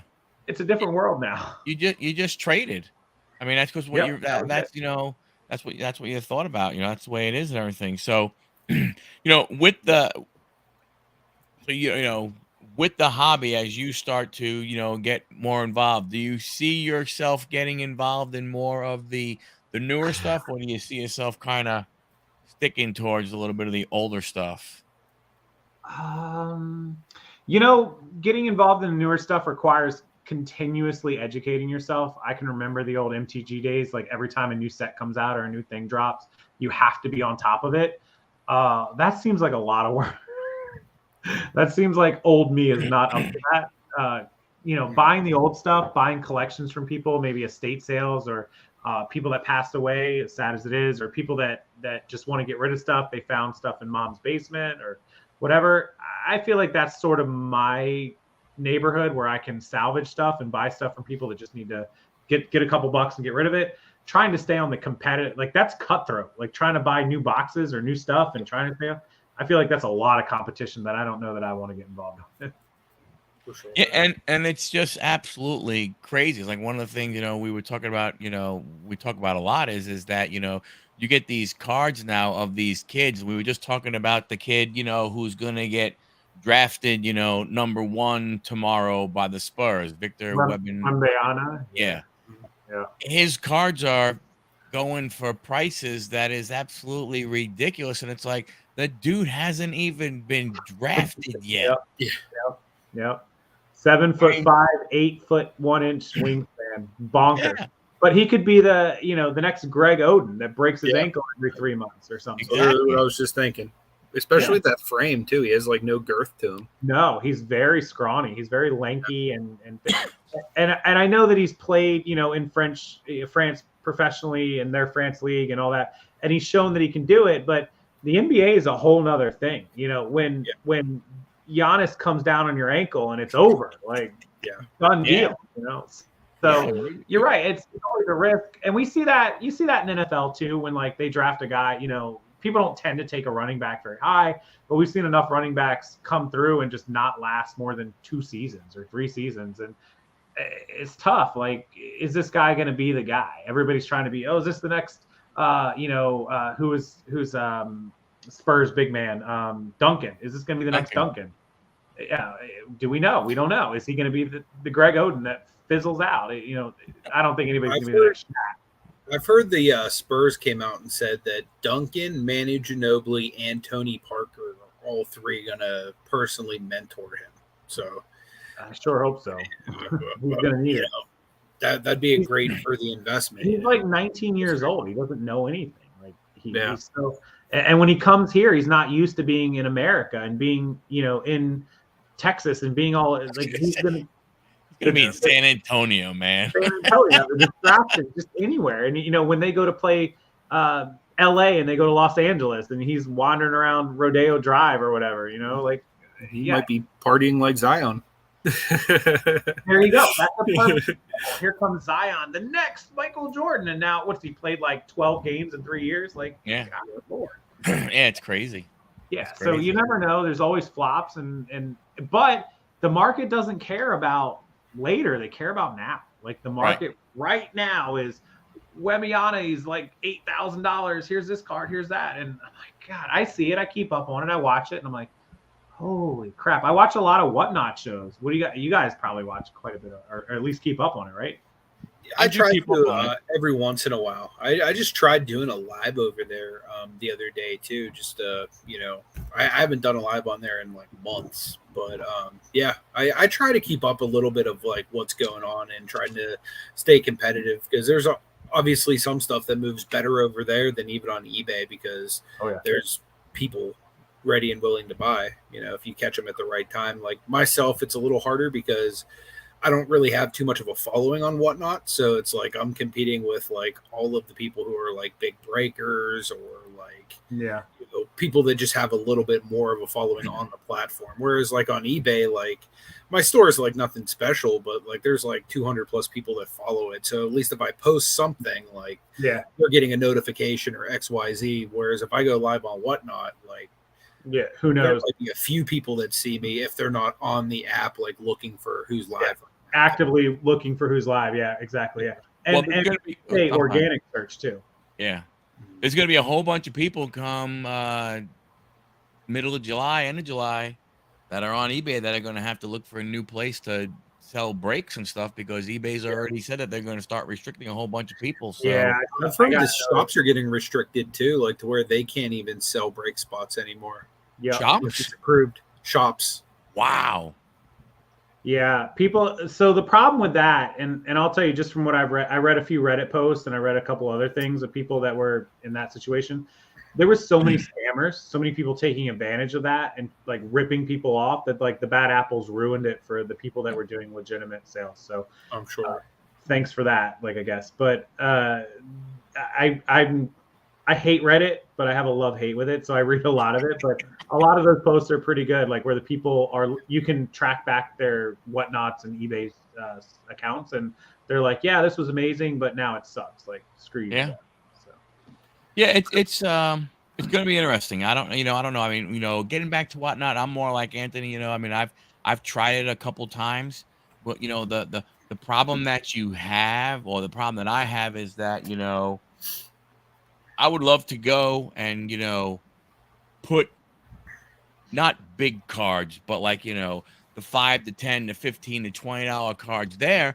But when you only have 8 people, 9 people in your room and everything, you can't start that card at $1 and expect it to get to that $10 mark, or hell, or even at $1 and get it to $5. $5, yeah. You know what I'm saying? So it makes it hard. That's why it's crazy, not even from a card perspective, forget the card perspective, but when you see the other people, like when you see, Daily Refinement, $600,000 on Whatnot, when you hear about, your other buddies, Rally Roots. Yeah, they live that's what I had to remember. If I did this, I knew you would. I knew if I couldn't get your name, I knew if I did this, you'd know what it was. Yeah, Ryan and Allie live actually 30 minutes. Their ranch is 30 minutes from here. Yeah. I go around there. They do vintage T-shirts, which we all know, and they have an audience. They took the YouTube, they took the Instagram audience, which some of us have, and just went all in on Whatnot. And Ryan will probably be mad at me if I share this, but I think he shared it anyways. They don't focus on eBay at all. Like they literally list like 20 items a week on eBay, and it's oddball random things, but they do. And this is just a guess based on what Ryan told me at Boss Reseller last year, 750,000 last year on Whatnot. So that's huge numbers. Yeah. It makes sense that they would. Yeah, and their eBay maybe did 150. So that tells you in a year of Whatnot how big you can scale up, because their eBay store has been around forever, same as mine, under $150,000. And you immediately go to Whatnot, and in 1 year later, you're hitting $60,000 a month. Like, are you kidding me right now? Yep. Just the sheer volume of it. Even if they're working on 20% margins, you're talking about 150, 200,000 in profit. And that's what you were doing in gross on eBay if you were lucky with the amount of work that it takes. It was staggering. Like, I talk to Ryan all the time, and it's just like, he's right. And I want to love it. I want to do it, but I don't know. It's so weird for me. You have to have the right thing. In fact, just inside look, I'll just show everyone. There he is. This is from today. Let me zoom up. Ryan Root. He's in my phone. Yeah, so, Nice. Yeah, we talk all the time, and it's good for him. He figured it out, and he did it, and he had that there's certain categories, and sports cards and breaks and stuff are the category, but you do have to have the audience. You can do it organically, but you're not going to start off that way. You got to have a social media audience that you can send over and get 50 people in that chat right away. Right. Yeah. And then build the store up where you're like, every Tuesday, Monday, Wednesday, Friday, every Saturday night, whatever it is, we'll be here at 6 p.m. It's like a TV show. You check in to watch Friends at noon every Friday. You want Friends to be on every Friday at noon. And Right. you want, Mike or Picksburgh to be on every Friday at noon. You expect it. And then when you expect it and they show up, 100 people will show up. You'll be there. Yeah. And then when you expect it and then it doesn't happen, then it's like, oh crap, you go find somebody else. You go find someone else. You develop, you find someone else. You're like, oh wow, these guys are pretty cool. I'm gonna hang out here. Yep. And then it's hard to go back. Yep. And you got to be Yeah. sourcing the inventory to constantly have fresh stuff to put in those shows. You can leave stuff in the store for the buy it now, but you got to have new stuff to present to them. Catchy stuff, giveaways, items you can do. There's so much with Whatnot. And I was like, oh, like this seems like a lot of work. I think part of the reason that I don't engage in it more is like, and you wouldn't think of it being that like he and I do a weekly show, but like sometimes just being live in front of people, it's like I just don't want to do it. You know what I mean? So I would rather sit there alone in my room and list 100 cards than spend an hour live. You know what? That's fair. That's fair. Yeah. I get that way 8 days a week. Yeah. Yeah. No, that's fair. The live shows, I feel like if you're doing a live show like we're doing right now and we're talking, like that's one thing. But when you're on a live show trying to sell stuff, like do business, like buy stuff, that's like another kind of like overlook. Like that's tough. Like it's the worst too when you feel like you're begging people to buy. Like, come on, there's only like so many more break spots, or like come on, guys, it's only a $1 start, or whatever. It's like, meanwhile, like if you just listen to eBay, like eventually whoever wants it will buy it, or they won't. Well, you get in a way, you start doubting what you have if you put something up and no one even like says, forget bidding on it. But if no one even's like, hey, anybody want to see anything special? And there's no like response. And there's like, oh crap. What am I gonna do now? Holy smokes. I'm in deep, deep trouble, Yeah, nobody wants my stuff. Yeah. That would be depressing. I did Whatnot shows, and you know what? I had the audience, and I did a Whatnot hat show, and I put 50 hats up. We sold 45 of them. We did like $350 in sales. We netted like $4.95 per hat, and I paid like $1.25 per hat. So it was fine. I made like maybe 180 in profit in an hour show. Probably took me 30 minutes to set up. So it was cool, and I could see the turnover. And I'm like, but if I had listed all of these, and I get the mindset, if I had listed all 50 hats, let's say I took the hour and a half and I listed the 50 hats, even if I could get them up in an hour and a half, which is fair, I guess. What would be my average sale price? Let's say it was $20, and I'm netting, say, $12, right? Because $4.50 shipping and $2.50 in fees and $1.50 in cost of goods. So I'm netting like $12, and I'm going to sell the same 45 of them. And I'm really bad at math, but 45 times 12 is $540. I made 180 on the other one, so I'm going to make an extra $360. But how long is it going to take for 45 hats to sell organically on eBay. Right. Yeah. A while. So yeah, it could take a while. It could, but I think that's why a lot of people just build up the stores and just set it and forget it. They list it, forget it, and just keep building and keep building and keep building and keep building. They don't have to go on those live shows. It's two different business models, like volume, couple dollar profit versus just set it and forget it. So it works either way. I like to set it and forget it. I love live shows. Obviously, I've done them on YouTube. I feel comfortable in them, but I don't know if I could run the business if every week it relied on me running 2 to 3 live sale shows like QVC style, right? Like, well, and I think you have a difference also when you look at different categories. I think, like the sports card category, I don't know if there are a lot of people out there that are resellers looking to, buy it and then resell it. I think there are certain categories, maybe like, toys and stuff like that on Whatnot, that they are looking to get it at a super cheap price to turn around and resell it. Mm-hmm. From that standpoint. So I don't know how much that, helps or hurts, from that standpoint. But speaking of shipping, how do you feel about the standard envelope, eBay standard envelope? So obviously the price can't beat the price. 60 cents for anything 1 cent, and then it goes up from there up to 2 cent and 3 cent, a little increase.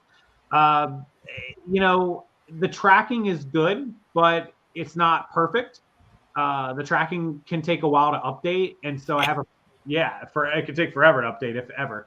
I have a friend in Chicago that ships like 20, 30 sports cards a day. He actually sells quite a bit, and he says that he constantly has customers messaging him that they didn't arrive. Things were delayed, things were taking weeks to show up, and then he refunds it, and then it shows up a week later.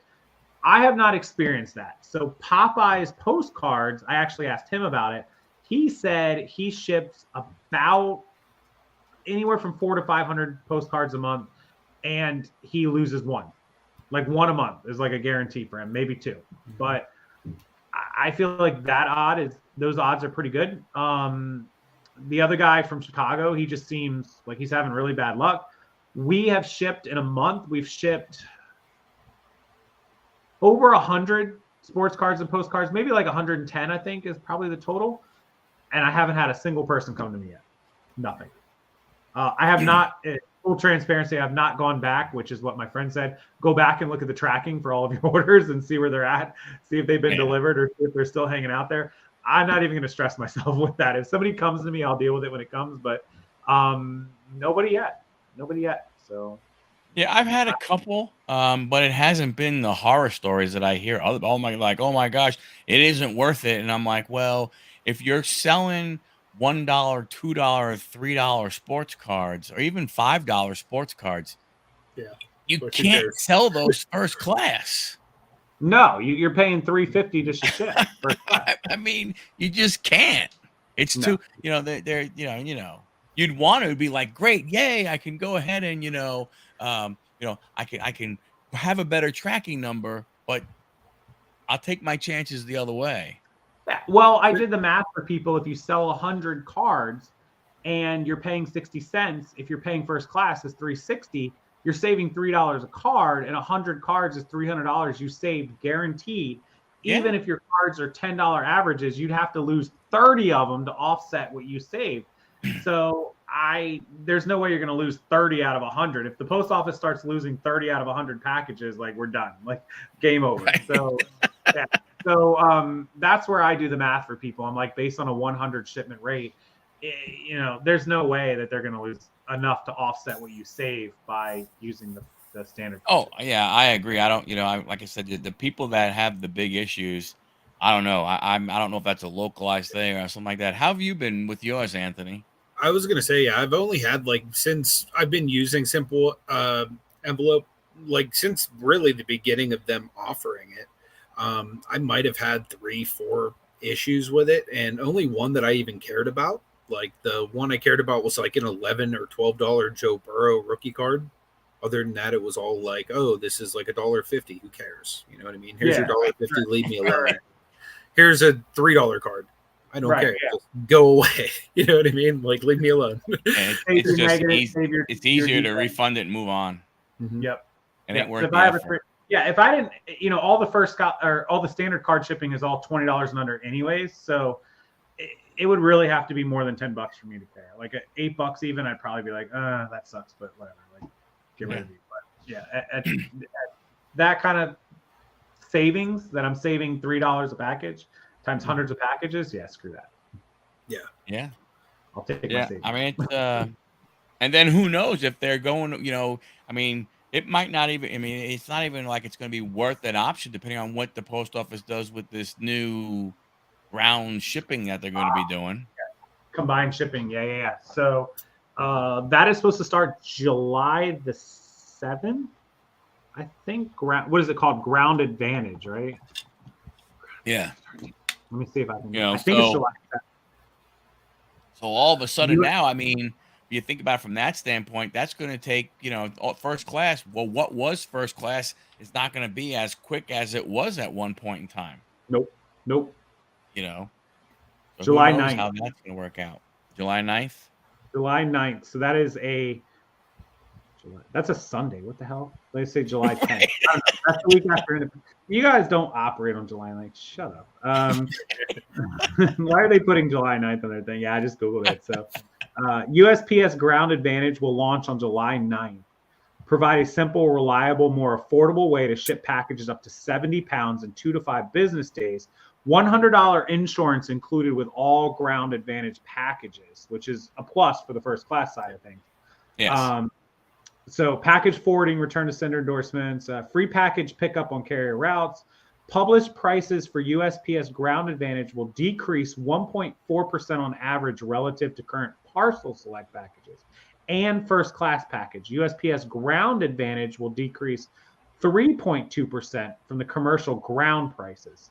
So they're saying they're all going to decrease in price, but But still, I mean, it's going to be difficult to send a $4 card that way. Yeah, no, it's still not going to change what we do from that shipping standpoint. So let me ask this: what would happen if standard card shipping ever didn't exist? Because what was the constant? And I think this was probably part of my influence also.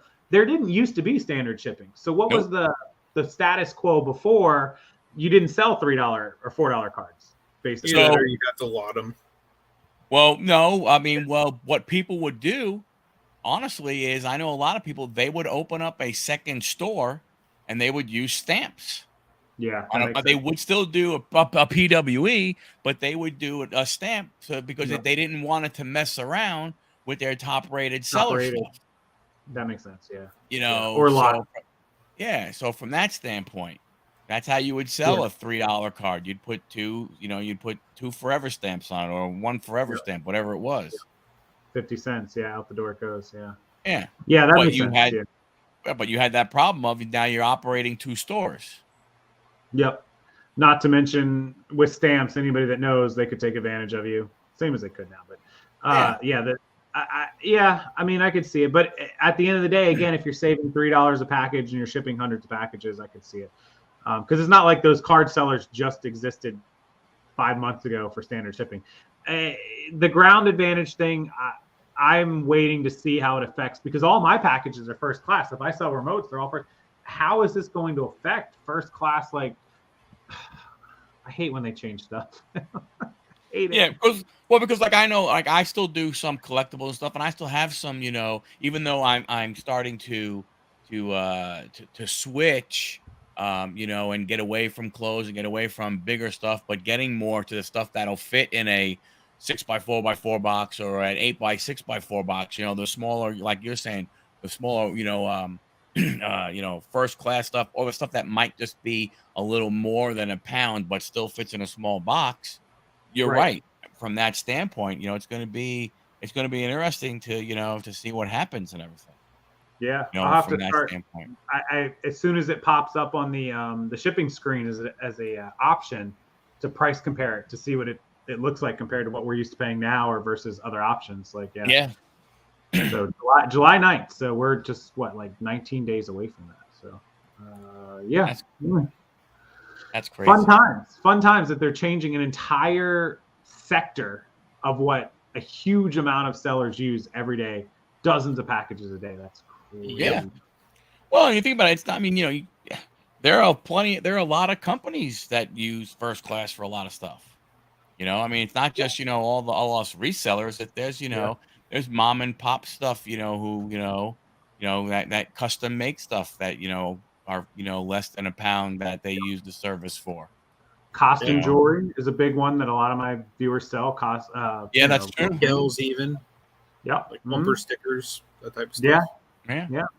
Going to be fun times. I guess I'll have some contents for some videos, right? There you go. It's gonna be titled. Look, call it what you want. It's gonna be, and people can call it clickbait all they want, but it's gonna be like real bait. It's gonna say USPS, everything up as the title. I'm gonna get demonetized and booted off YouTube, but I'll be like, hey, wait a minute, it's not clickbait, it's legit. Like, look at this. Yeah, they wrecked the whole. You're right. I mean, I hope it. I mean, I guess at least with the envelope, we won't have to worry about it. But if you sell that card, those other cards, it's going to change. If you sell that $25 card now, it's going to, affect how that gets shipped. But you're right. What is that? If that today, that $20 card today costs about $3.50, $3.88, sometimes depending on where it's going. What is it going to be? If you're telling me it's going to come down 1%. 1.4%. 3 cents, 4 cents. All right. I guess at the end of the day, as long as it gets there, But I hope with this new method that the shipping times or the delivery times are a little more. It says 2 to 5 days. It says 2 to 5, but I guess we'll see with that. My biggest fear is, forget about the price and is eBay's system going to glitch out when this goes live? Monday the 10th is going to be one hell of a day for people trying to print their labels for sale. I'm going to get no less than 400 emails at 8 a.m. Monday morning. What's going on with eBay? What's going on with the shipping? I'm going to wake up and go. I'm going to have like a copy and paste, like it's like click, click. Your Facebook group is gonna go bananas. Oh my god! I'm gonna have to have a scheduled video. I'm gonna have to record it on Sunday afternoon, on like the preemptive. Like, hey guys, I'm recording this Sunday, and I'm assuming if you're watching this Monday morning, everything is just putting this video out to let you know we're aware that everything is. Like that's gonna be Monday morning. It's like a scheduled video, 8 a.m. 8:01. Can't wait for that. Great. I just thought of that actually. Like I'm like, oh crap, everything's gonna glitch. Like eBay. Yeah. eBay doubt. 101. They find a way to glitch it. You got that right. And on a Sunday when no one's gonna be around eBay. No. In a holiday week. Oh, don't forget 4th of July is on Tuesday, so a bunch of people are taking the week off. True. Why would you pick a holiday month? Go August. Why do they pick fourth quarter? Why do they pick fourth quarter every year to change everything? Right. It's eBay. Like people post stuff to get like negative social media attention just so they get engagement. I swear to God, eBay does that just to get people talking about them all fourth quarter or all holiday weekend. It might be like the reverse psychology on us. Like, oh, even if we screw it up, they'll talk about us and they'll come visit us. That's true. You're right. They will. Oh, they will. Good gracious. It'll be all good. What is it? Thursday already? Oh my god. No, it's we'll be in 15 minutes. 15 minutes will be Thursday. On the East Coast, at least. Yeah, we're on the East Coast. Yeah. So officially, Phoenix, I leave at 5:50 in the morning Monday, which is the 26th.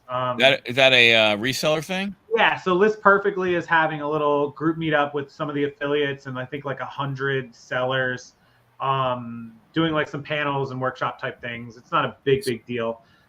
October is obviously Boss Reseller Remix, which kind of replaced eBay eBay Open rather, and because eBay Open doesn't do live events anymore since COVID, and Boss Reseller Remix replaced that. That'll be October 13th through the 16th, I believe. So that'll be like 500-600 people, but this one in Phoenix is only like 150 people. It's scheduled Monday afternoon when I arrive. Is scheduled to be 116 degrees. But it's a dry heat. You know what? I don't give a crap. That means my nose is going to bleed. My throat's going to hurt. Great. Thanks. Right. Dry heat.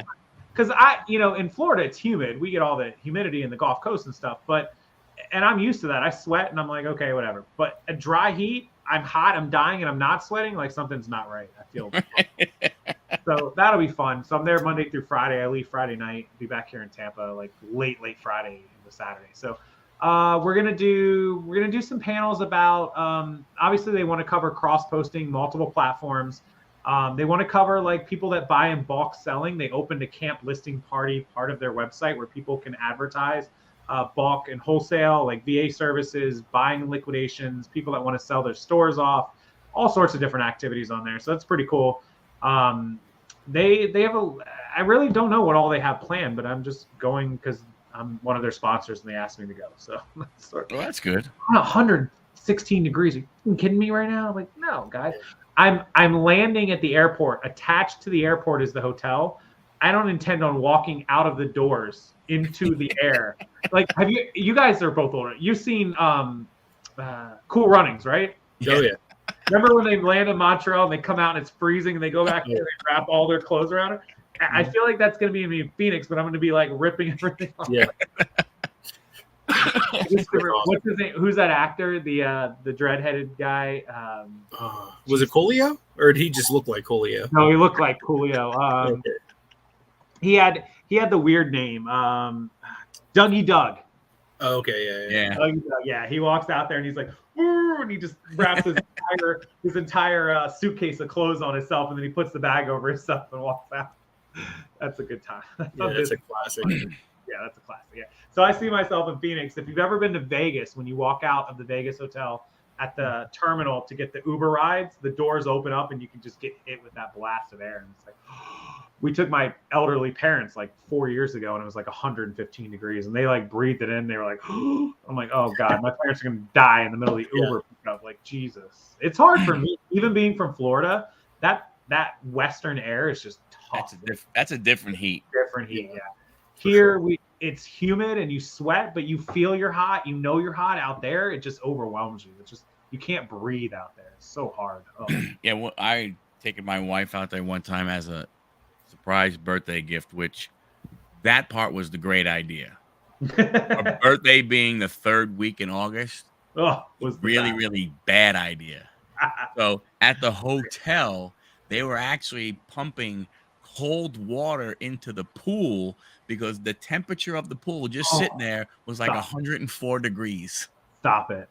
So they were actually they had a hose in one end, they had a hose out the other end going out, and they were just trying to pump cold water and pump out as much hot water as they could. Nobody was going in the pool.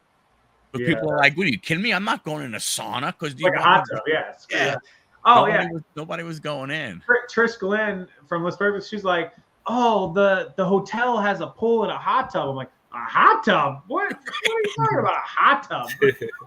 Yeah. So that's my plan. If the water is decent, that's my plan next week. Is like being nice. There you go. Yeah, I'm like, I'll sit in the water if it's decent, but hot tub, crazy. And what's great is your what you do for a living gives you that ability to do those type of things. I can't. I still have a regular, 9 to 5 job, but Anthony is like you, he gets to go ahead and, go out to LA and do all, fun stuff while he's working and having, doing it all in one time. Working. Yeah. I wouldn't say I planned this as my life. Nobody would have thought, nobody knew about remote jobs or virtual working or learning or all this stuff back then. Of course not. That was kind of an accident, and I'm thankful for it to this day because I see people whose kids are raised in daycare and can't get away, like they can't do it, and I'm glad for that. But COVID, I think, really like blew this into our faces, whether you did work at home or whether you didn't work at home. And a lot of people, of course, transitioned into it. I think a lot of businesses figured it out. Like, we don't need these people here.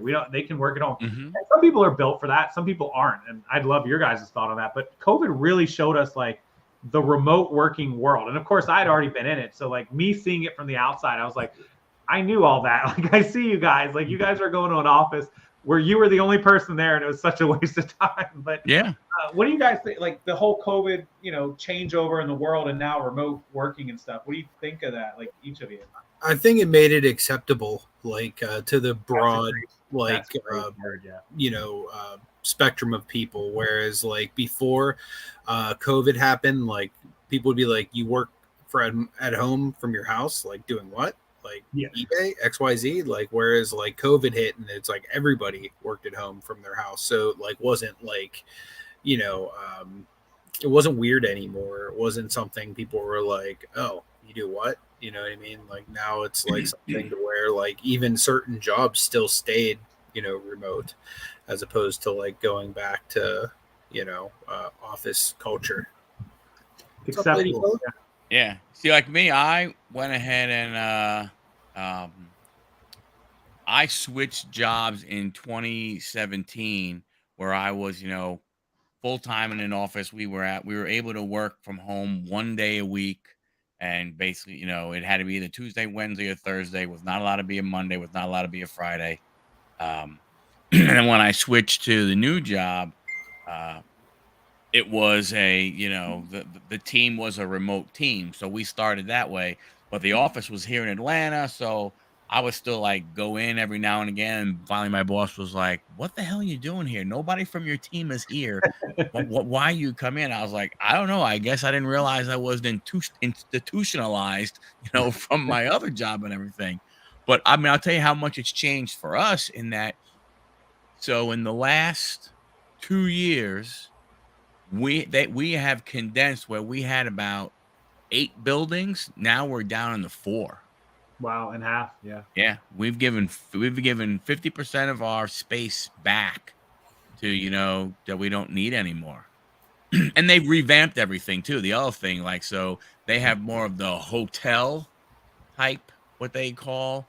You basically have to, and you reserve a desk when you want to go in, because so many people now don't go in anymore. If you for some reason want to go in, they ask you to, go online and reserve a desk, and you Mm, can reserve it for a 4-hour time slot. wow, that's crazy. So Yeah. how many people are on average in those 4, like give or take? Do you know? Oh, less than a dozen. It's still, you know, they it's still nowhere near where it was. There's Wow. very few people that, that go in anymore. The world changed, like the working world changed, like insane. I working for a corporate building or a corporate office, one of those buildings that has like 10 floors with 1,000 people in it, is just alien to me. But I imagine people that work for those companies, like everything was just like you said, nobody even goes into those anymore. It wasn't necessary. And there's some people, I bet they probably got fired quick. Like they can't wake up working from their house. They can't get up. They can't do stuff. There's some people that are built for it. They'll just go in their office, like I'm in my office now, and just work and close the door. Yep. But there's some people that are just laying in bed and they're like, "Oh, I don't got to go to work today." Woo! And then you didn't produce this week either, so guess what? Yep. Yeah, and that was one of the things when they started going back, when they they got to that point where, like, my company is probably a little more liberal, woke area. But they, they when they did the whole we want people to come back and everything, they actually went. I'll give them one thing they did. They went to the directors and they said, "Hey, how is your team doing? How was your team performing, 2017, 2018, 2019? How have they been performing, 2021, 22?" And, they were like, there were ones that said, "Hey, my team needs to go back in the office." They're like, "Okay, we'll carve out space for you." And then Yeah. they took, and the ones that were like, "No, my team has actually produced better, not having to come into the office every single day. Okay, you guys can have, you can come in if you want to come in and do the, reserve a desk, or if you want to stay at home, just stay at home. We don't care." As long as you're getting the job done, yeah.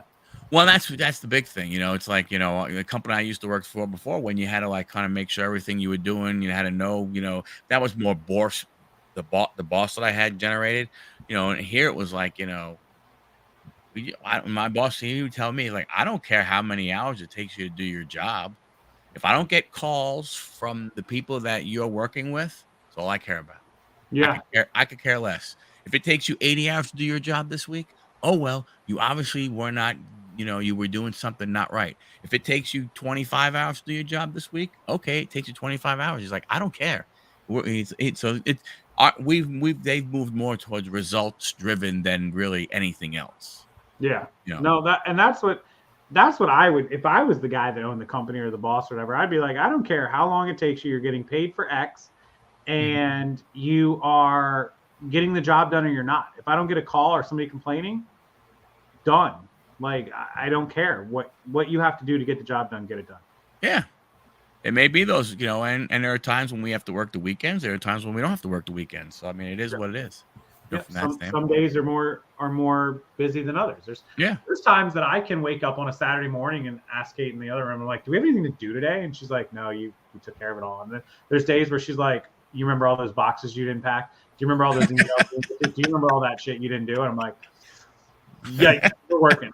And she'll be out. I'm going to the lagoon, full circle. I'm going to the lagoon at 10 a.m. with the girls. We'll catch you later. I'm like, crap. And I'm sitting in the office all day. Like, this is there's definitely weeks. And so it was a change. It was a big, big change.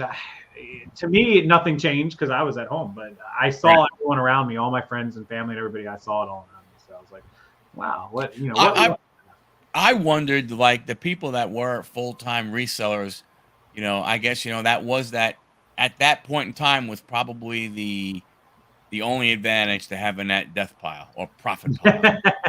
What I'm saying? Like, when everything, you couldn't go anywhere, you couldn't get anything. I mean, that was probably the only time it's been an advantage to have that big ass pile of stuff sitting there waiting to be listed. Yep. All those stores were closed. You couldn't go into any of them. Yep, they were everything was closed. You couldn't leave your house. You couldn't do nothing. There was no way to get inventory. I had stuff, but I panicked because after a couple weeks, all of us were like, 2 weeks to flatten the curve. We'll be back to work. And then after like 2 months, I was like, this isn't quite going the way we thought it would go. What if I run out of stuff? Like what? And then I panicked. I started panic calling everybody I knew. And I'm like, sell me stuff. They're like, I can't get stuff. Why would I sell you stuff? I'm like, sorry, just kidding. Next. Like I was like a maniac. Like, what can I get? What can I get?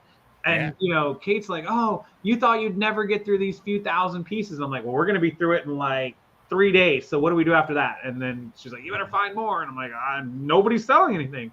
And then I stumbled upon the tractor trailer from Virginia that had the 100,000 pieces of clothes because their thrift store was closed. They couldn't sell any of their clothes, but they were still getting donations. So they filled up an entire storage building behind the store, and they couldn't put it in the store because nothing was selling from the store because it was closed. So they're like, well, we have too much. We've got to get rid of this. Fill up the tractor trailer. I bought that, and that's how we made it. That was April of 2020, right in the middle of it. And that lasted us like 6 months. So that was my pandemic. How do you process? How do you go through saying, you know what, there's a 53-foot freaking tractor trailer full of stuff. I think I'm going to buy that. Like, how do you get to that freaking point? At the time, I was renting that no air conditioning building with like 2,500 square feet in Tampa. So we had the truck deliver there. We unpacked it. It was, 25 pallets. I don't even know how much it was. It took all day to unpack that thing. And then we would take, I have a pickup truck. Everybody thinks I just drive the car, but I have a pickup truck too. And we would load the pickup truck with like 100 bags of clothes, drive it home. And at the time, I lived really close to that building. I don't live there now, but so 15 minutes, we'd drive home. We'd bring the bags into the house, and we just start ripping them open and going through. Like garbage pile, good pile, maybe pile. Garbage, good, maybe. All the garbage, we donate it to one of those rag houses that scraps it into rags. So we would take all that to them. And then the good stuff, we would obviously make sure it was good to go, list it. And then the maybe stuff we would go through later on in the day. And we would go through 20, 30 bags, 40, 50 bags a day. And it took 4 or 5 months, 6 months. I don't even know how long it took. It took a while. But we only paid like with delivery. They only charged me $1,500 for that truck. Oh my God. The shipping was $3,000. Yeah. So I paid $4,500 or $5,000. And then I bought a ton of boxes and shipping materials to bulk sell it. And obviously I kept some stuff for myself to individually sell, but I bulk sold a lot of good stuff. Like there was Gucci going into boxes and stuff. And we were selling them for like $100, $150 a box. And we did 30,000 in profit over 3 months. So we were making 10 grand a month, but it overwhelmed my life. All the rest of my business suffered. and I was averaging about 15,000 a month in total profit at that point, and it was really suffering. So I realized, like, unless you have an operation, that's not a good idea in the future. Like, you got to have a conveyor belt, like a chain going. But yeah, so, and I made money. It was great. It was good during the pandemic because we couldn't get out. We made money off it. We did great. But in hindsight, I would never do it again unless I had an entire operation. Like, I'm talking 20 employees to sit there and go through that shit. Oh, I could imagine how overwhelming that could be. 2 people. Yeah. And all of a sudden you hit. I paid somebody I paid an employee to come help. Like, for 3 months, I paid an employee just to come a couple hours a day, 15 hours a week, say 60 hours a month, and I was paying them like $1,000, $1,200, like $20 an hour to come help. It was, even that didn't matter, and it's like we need 10 people, 15 people.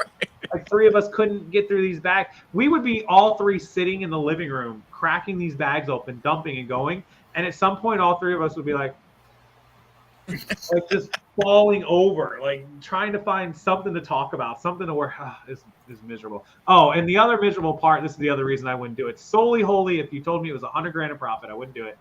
We opened bags that had cat piss in it. Like, we opened bags that had broken nail polish all over it. Oh, wow. Like, somebody had nail polish in a bag, or they donated, or in their pocket, or whatever. It would just, and I'd be covered in nail polish. I'm like, what are you doing right now? Yeah, there was some bad bags. It is what it is. Learning lesson. I made money, but yikes. Right. All the fun times, all the transitions into different businesses. and now you're looking for the next, big card collection to buy. And you know what? The adapt or die rule pertains there, because during the pandemic, there was nothing else to buy, and I'm sure I could have dug for out. That was what was available, so I adapted to doing that. And now that I'm here where I'm at, and I wanted to get rid of the clothing, I adapted to what's the next thing. I'm constantly changing. I've sold remotes. I've sold sports cards and trading cards and magic cards before. I sold clothing. I sold cell phones. I had an entire cell phone business. Everybody knows that story from back when. And whatever. And I made a lot of money doing that, and I learned a lot of lessons. And but I've changed business, not changed businesses, but changed angles. I call them angles, right, 100 times. So it's just part of business. Even the people that, like, they own a sports trading card shop, they might start selling jerseys, they might start selling sports tickets, or there's always different things you have to do. So adapt. Do you see yourself getting into some of that other kind of stuff? I mean, or as it presented to you? No, I want to work from home. My entire life journey was to work at home, make content, sell goods. If it can fit in the garage, I'm buying it. If it can't, I'm not buying it anymore. Really? It would have to be something monstrous, like a huge, like, buy this 1 million signed Tom Brady helmets for $5, and then okay, I'll consider it, and I'll get building, and I'll put them in there. Right? Like, it would have to be something nuts. Those would be hot in Tampa. Yeah, tell me about it. They keep saying he's gonna come back to Vegas. I'm like, guys, shut up. He's not playing again. Stop it. He's making all kinds of money to be a broadcaster now. Yeah, Fox is paying him $350 million over 10 years. He's getting the Hertz. You guys have seen the Hertz commercials where he plugs himself in. I can't stand those commercials. So that I can't. We get him in Tampa like every 5 minutes. I swear to God. Oh, gosh. They paid him $5 million for a year of that. Like, here's $5 million. And don't forget, Florida has no state income tax, so he's not paying. When there was a big bidding thing on, like, Tom going to Tampa, or there was the talk of him going to Miami, and then everybody's like, no, Tom's a San Francisco boy. He's going back. I'm like, he's not going to California and paying them $10 million in taxes. He's going to Florida. It's Tampa or Miami. Take your pick. If he goes to Jacksonville, I wouldn't be surprised. You're fucking kidding me. Yeah, they didn't realize, like, how, because he signed, remember, a $50 million contract. You're talking about $5-10 million in income tax. Yeah, he's not giving that away. Get out of here. Not to mention everybody likes to live in Florida because it's Florida, but yeah, it's substantial. Yep. Everybody don't know this. All the wrestlers, they all live in my neighborhoods. All these neighborhoods around here, all the professional wrestlers live here. I have a video up. I did an estate sale at Chris Jericho's house.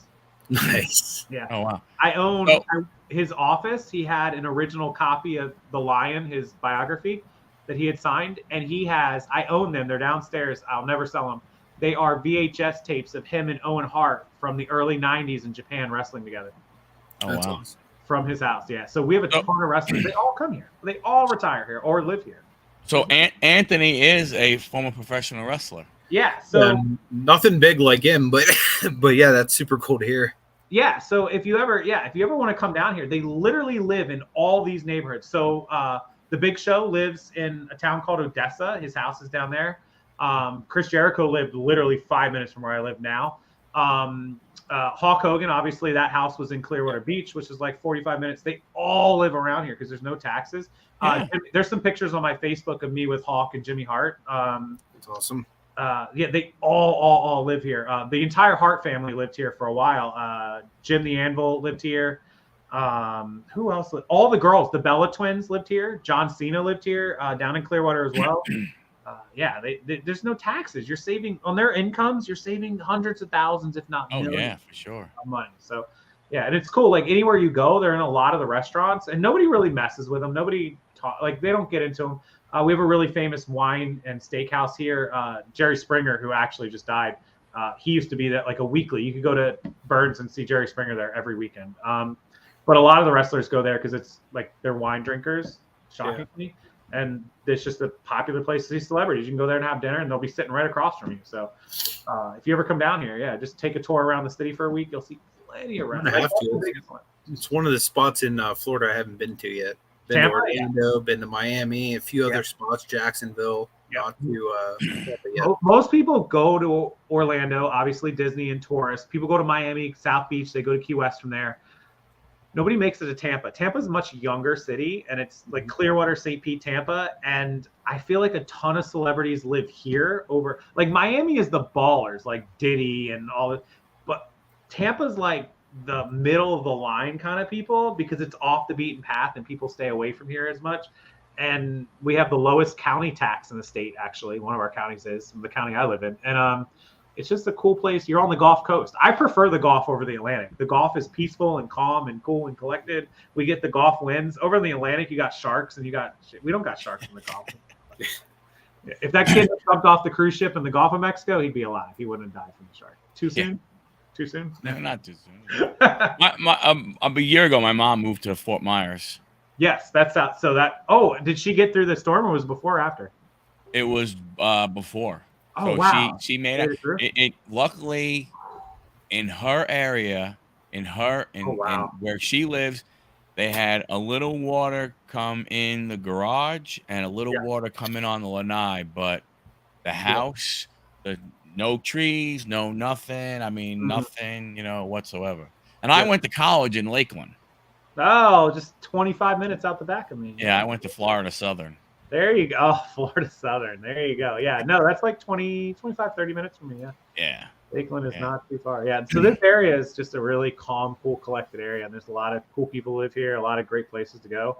And there's a lagoon. There's a lagoon. I was going to say the place. Yeah. I mean, you do your videos. I hear I'm at work right now and you're at the bar sitting there typing on your laptop and everything. And you see the damn picture behind you. But it was funny, but you don't really live there. Yeah, no, it's great. It's hilarious because the internet is this entire neighborhood. So at the lagoon, we get the same internet that I have here at the house. So I can sit there and work. I really can. And during the daytime, like Monday through Friday, like say they open at like 9:30 or 10, all the way through like 6 p.m. on the weekdays, no one's there. Like, who's going to go there at like 1 p.m. on a Tuesday, right? Like, people are working. Now it's a little busier because it's summer, but no one's there. And so you can sit there with you and like 2 other people at the bar. And usually they're my neighbors, so I know them anyway, so we can chit chat or whatever. And you can just sit there and work and no one messes with you. There's nothing going on. And have a beer while you're just sitting there. And like, the bar, like Anna will come over in the bar and she'll be like, Casey, you good? You want another beer? I'm like, when did I have the last one? I'm like, I got to work. I don't want to send an email that I'm going to regret tomorrow. But yeah. So, and then when you're done, even if you have a few drinks, you pack up and you walk home or you get in the golf cart and go home. You don't have to drive. You don't have to worry about any of that, crap. You're 500 yards from your house. Like it's, so yeah, I love it. That's living. Yep. No, it is. It's a bad temptation. It's a bad temptation to go there. But you know what? But that's a lot of hard work that paid off. Yep, and a lot of good timing. We moved here. We signed the contract in July of 2020, and we moved in May of 21. It took like 9 months, and right now almost double. Our houses are. If I had to move in this neighborhood right now, I couldn't afford it. There's no way. Interest rates and the pricing. I could never even think of living here right now. I know what. There's a couple houses that just finished my street, and I know what they paid and what their monthly payment is. I'm like, yeah, right. Not in this planet. They're paying $4,000 or $5,000 a month. I'm like, you guys are crazy. Whatever. Like yeah. So yeah, it's cool here in Florida. It's cool. It's very good. So. Well, excellent. That's it. No, this is awesome. Like God, thanks for coming on. We appreciate it. Yeah. Sorry, the internet. We had a storm. We're gonna get storms overnight. We're gonna get storms tomorrow. Florida. Welcome to Florida in June and July. So. Yeah, we have the same thing here. They said I'm in just northwest of Atlanta right now. Yeah. And they're saying that probably about 1:30, 2 o'clock, we should have a nice thunderstorm go through. So my dogs will be awake, so I won't be sleeping that much tonight. Yeah, mine wakes up and it's over. Yeah. No, it's that season, so we're used to it. I'm actually gonna buy. I think I was talking to her before everybody starts price gouging. I'm gonna buy indoor instead of a generator, because the generator I've had the battery backup that comes inside and has like the solar charging panel. Oh yeah. It's expensive. You can spend anywhere from like $600, $700, $800 up to $1,000 on it, but the generator can't come inside because of the gas. It has to sit outside. It's a pain in the ass. But this can come inside, and this one can power like laptops, mini refrigerators, so your food and medicines. You can power a lot of stuff for like 24 hours, and then you can solar charge it. Yep. I was like, in fact, it'll power the router and the modem in the event that we lose stuff, so we have internet and all that. And I was like, we should maybe think about investing in this. For $700 or $800, it might be worth having. Oh, sure. So I'm going to go shopping for that probably this weekend. Especially with your whole business being at home and being linked to the internet. Right. So that's what we're thinking about, in the event that we do lose everything. So it's a little steep, $700, $800, but I think it's a good investment. So yeah, that's my goal for the weekend. But yeah. Well, there you go. Right. So bedtime for me, it's after midnight. Yeah. But thank you so much. We appreciate you carving out the time on your day and everything.